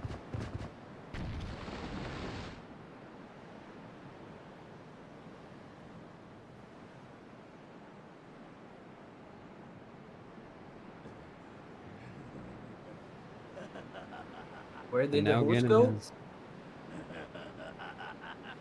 I don't know.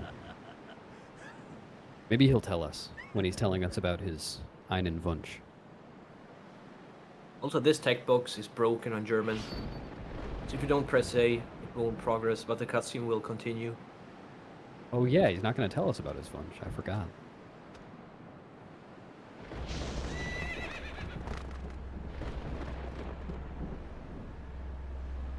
Alright, 3 hits on Ganon and we're done. Yeah, this fight is extremely easy in a speedrun. Just get behind him and do some jump/quick spins. Put on the iron boots with a final time of 3:04:32. That is all the dungeons in The Legend of Zelda Twilight Princess by Ekke325. It is over half an hour faster than any human has ever done it. Incredible.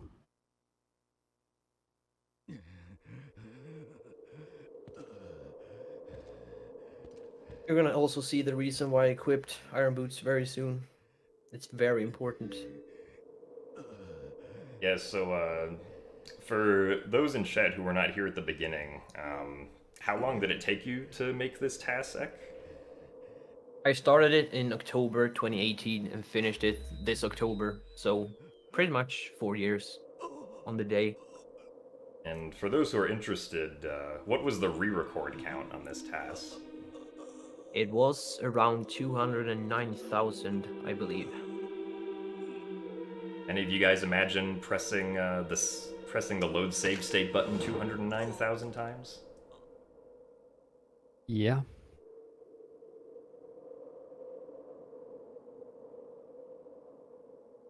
But yeah, so that was very impressive.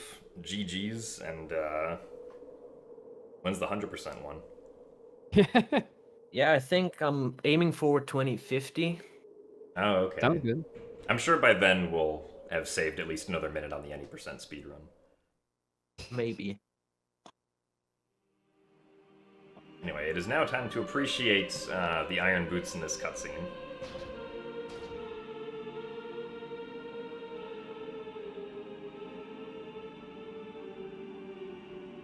And for those curious, the TAS timing for this would probably be something like 3:17-ish. Because once again, the TAS timing is going to end when we clear some text boxes in about like 10 minutes.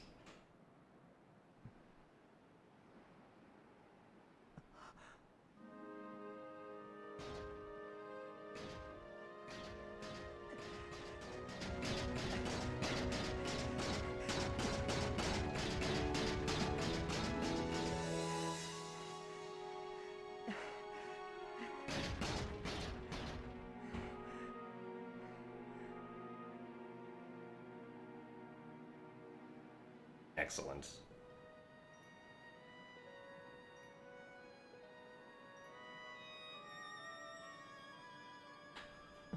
But yeah, so do you have any shoutouts you want to give, Ek? Definitely. I want to give, first of all, a shout out to Dragonbane, who, as I said earlier, made this build of Dolphin. I don't think this task would have been possible without him. Also, he has helped me a lot with questions and so forth that I had during the making of it. I want to give a shout out to Wicked Gligar, who has helped me a lot with routing. Habrena also has, and just the TP community in general, who's been very supportive of my work. And of course, thank you, Jim, for suggesting that we hold a reveal here on your channel. And Beast with the co-commentary. You're welcome. Thanks for putting 4 years of work into this. This is nuts. This is insane. I really enjoyed watching that. Rewatching. I watched it twice now. That was... I can't imagine all the work that goes into it. It's extremely impressive. Yeah, I actually finished half this run in like 5 months this year. Made just as per an hour, and going forward, I started in May and finished in October. So it took 3.5 years to do Lakebed. Yeah, at least I had this like a similar experience when making the any percent task, where you get a lot of motivation for tasking when you can actually see the light at the end of the tunnel. Definitely. And once you get past the Twilights, because the Twilights are very boring to task, in my opinion.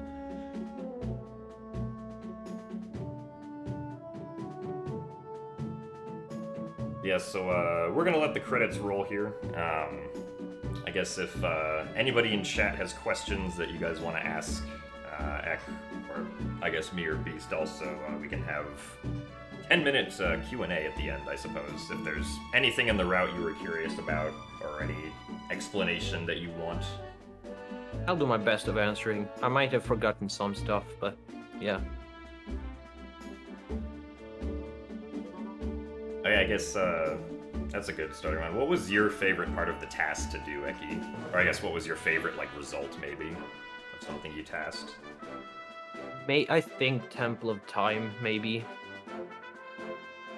Temple of Time. It's hard to say, but I think Temple of Time, yeah. Definitely not the early game, which is the worst. Yeah, our early game is really boring also. And sub 3, you're not going to see for an all dungeons task at the moment with current strats. FX, I'm not gonna answer that question. Well, I like Simi's question. I was wondering the same thing a while ago. Oh, is it possible to have a video with input display with Dolphin? You can if you know programming, but I don't. Yeah, I know that Shrog had been working on a tool to do that, and it would have been cool to have that here, but obviously we didn't, so... hopefully we'll be able to have that for passes. The next 4 years.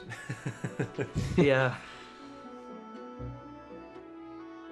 See, any other question I missed? How much of this run is true to an RTA run? Probably most of it, I guess. I mean, yeah, the things that are like very task specific, even though they save a lot of time, they aren't most of the run. Most of what you see in the run is done RTA. It's just also done slower because tasks can do the RTA stuff, perfectly and with a lot of optimization. Yeah. Yeah. 'Cause like I said before, watching this as a runner it's really impressive to see all of the task-only stuff, but it's also really impressive to see the stuff that's not that different from RTA, but it's just so much faster. Lots of tiny optimizations. Will I submit this to TAS videos? I will try. I don't know yet if it will be accepted, but I will submit it. Regarding skipping the gorge, at the gorge you specifically get map warping, which is different from just normal warping. Normal warping, you talk to Midna and press warp and you can warp wherever. Map warping means you can pull up the map instead of talking to Midna, turn on the portals, and then warp like that. And they have some different properties, but we're able to get around it. It just feels great, honestly. I'm a little overwhelmed, I guess, still. So it's kind of hard to answer. But yeah, it feels really great being done with this thing. And it was very fun revealing it. Yeah, now you're like, well, I don't have anything to task. This feels weird.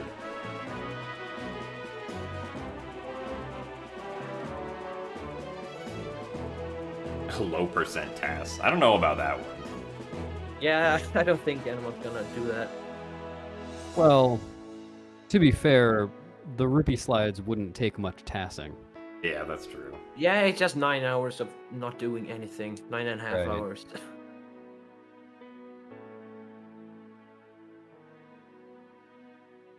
You could show off a Twilight Princess low percent task, and during all the rupee slides, show off a meme category task as well. Yeah, multiple Yeah. meme category tasks, maybe. Or you could show off the same hold a dog task, like, how many times? 18 or no, 180 times? Something like that? Yeah, definitely. So regarding a new any percent task, I don't really think it's that warranted at the moment. There are some new skips, but I think at most you'd be able to save maybe 2 to 3 maybe minutes. 3 minutes. Yeah. Yeah, So the I feel biggest like... thing, I guess, is the skipping map warping. Also, there's early snow peak, which we don't know how much it saves. And also incorporating brake slides earlier in the run because they weren't discovered back when Jim started his. Yeah, and then there's the ice block clip in Snow Peak. Oh, yeah, I guess. And that's only like 10 seconds, maybe, if even that. Yeah, I'd say to warrant a new any percent task, there'd have to be like some skip that saves like over 30 minutes or something. I would say. I guess seeing it sub 230 would be cool, but it's not even guaranteed at this point. But even then, I wouldn't like do a 2.5 hour task to save like 4 minutes. Yeah. I feel like the only time I would ever seriously consider doing another, I guess, I don't know about you, Ek, but like, if early Hyrule Castle is found, then I think that would warrant another one, but... Yeah, definitely. I agree. Other than that, probably not from me. Technically, we theoretically have that. Okay, well... We do? Yeah, it's actor unloading, and I don't know the details, but it sounds like a nightmare to do in any form, including tassing. And no one's done it, so... Yeah. The word theoretically is doing a lot of lifting here, by the way. It is.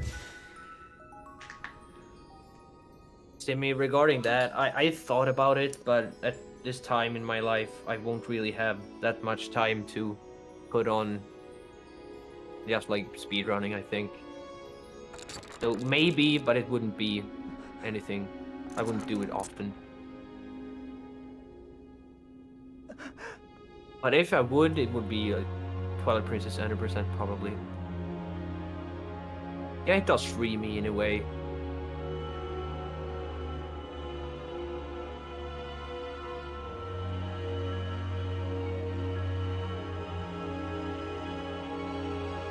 No save and quit TAS. Yeah. Actually, seeing TAS both holding and pushing would be pretty cool. Yeah. True. Maybe make a task competition out of that. But yeah. That would be a cool thing if we brought back TAS competitions. Has There's that only ever been like done for 2, I TP? think. It's been done, I think, once or twice. For TP? Yeah. Yeah. I didn't know about that. Are there videos somewhere? Yeah, if you scroll up on like the announcements channel in the TP Discord, you'll probably find it. There's a couple. Okay. It was a couple of years ago at this point, though. Yeah.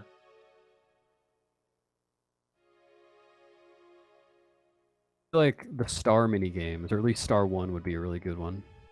Yeah. Real short.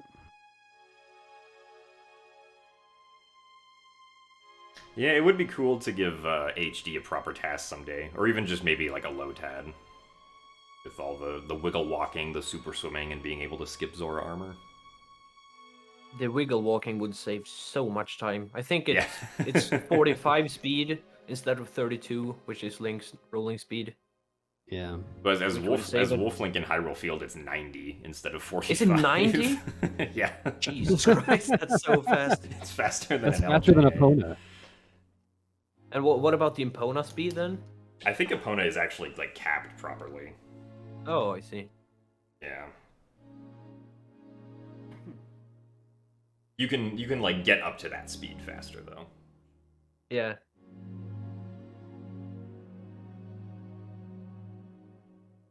Yeah, so this TAS was made on a special build of Dolphin, which is a little bit dated at this point. It was based on, I think it was based on a version of Dolphin that came out like right after 5.0, like stable was released.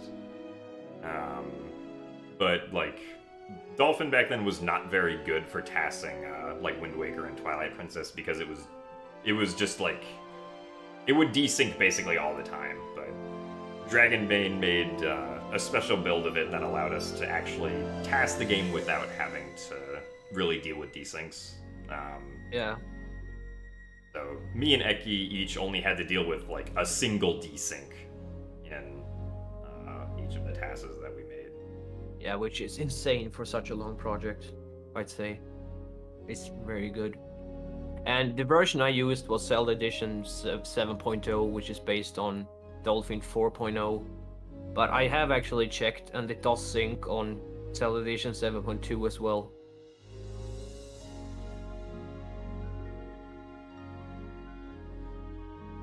But it does not sync on Dolphin 5.0. It doesn't even start properly.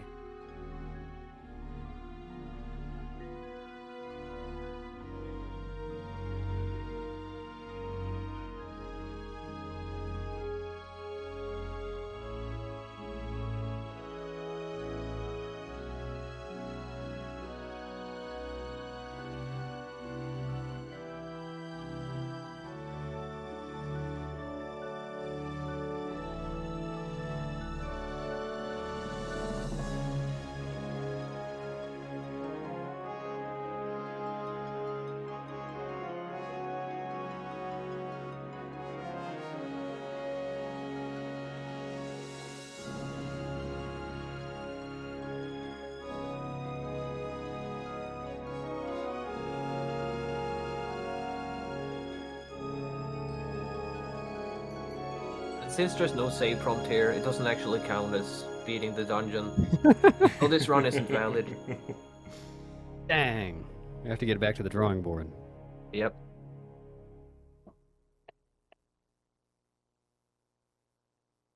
Yeah, that's it. End day. Alright, and for those of you who were here 4 years ago, I'm sorry to inform you that there will not be any Morth Hover 2 reveal, if that's what you were waiting for. I was hoping for more Tower 2 or something. But, see, who can we raid? It looks like Nuki is doing some Twilight Princess 100% practice. Whoa! Wow. I like that category. It is a pretty cool category. I say as I've never seen a full run of it. Don't tell anyone, but neither have I. So yeah, hope you guys enjoyed the TAS. Ekke and the Wildebeest, do you guys have any final words to say? Yeah, I just want to thank everyone for showing up. I'm glad that so many wanted to watch this thing. Really. I'm thankful. Yeah, this will be on YouTube. All I have to say is GG to Eck. Amazing TAS. Alright, well, with that, I believe we will all be seeing you guys later as you guys go watch Nuki Dog play Twilight Princess 100%. I hope you guys have fun watching them, and yeah, maybe we'll see you in 4 years for the next TAS. See you guys later. Goodbye, everybody. Bye.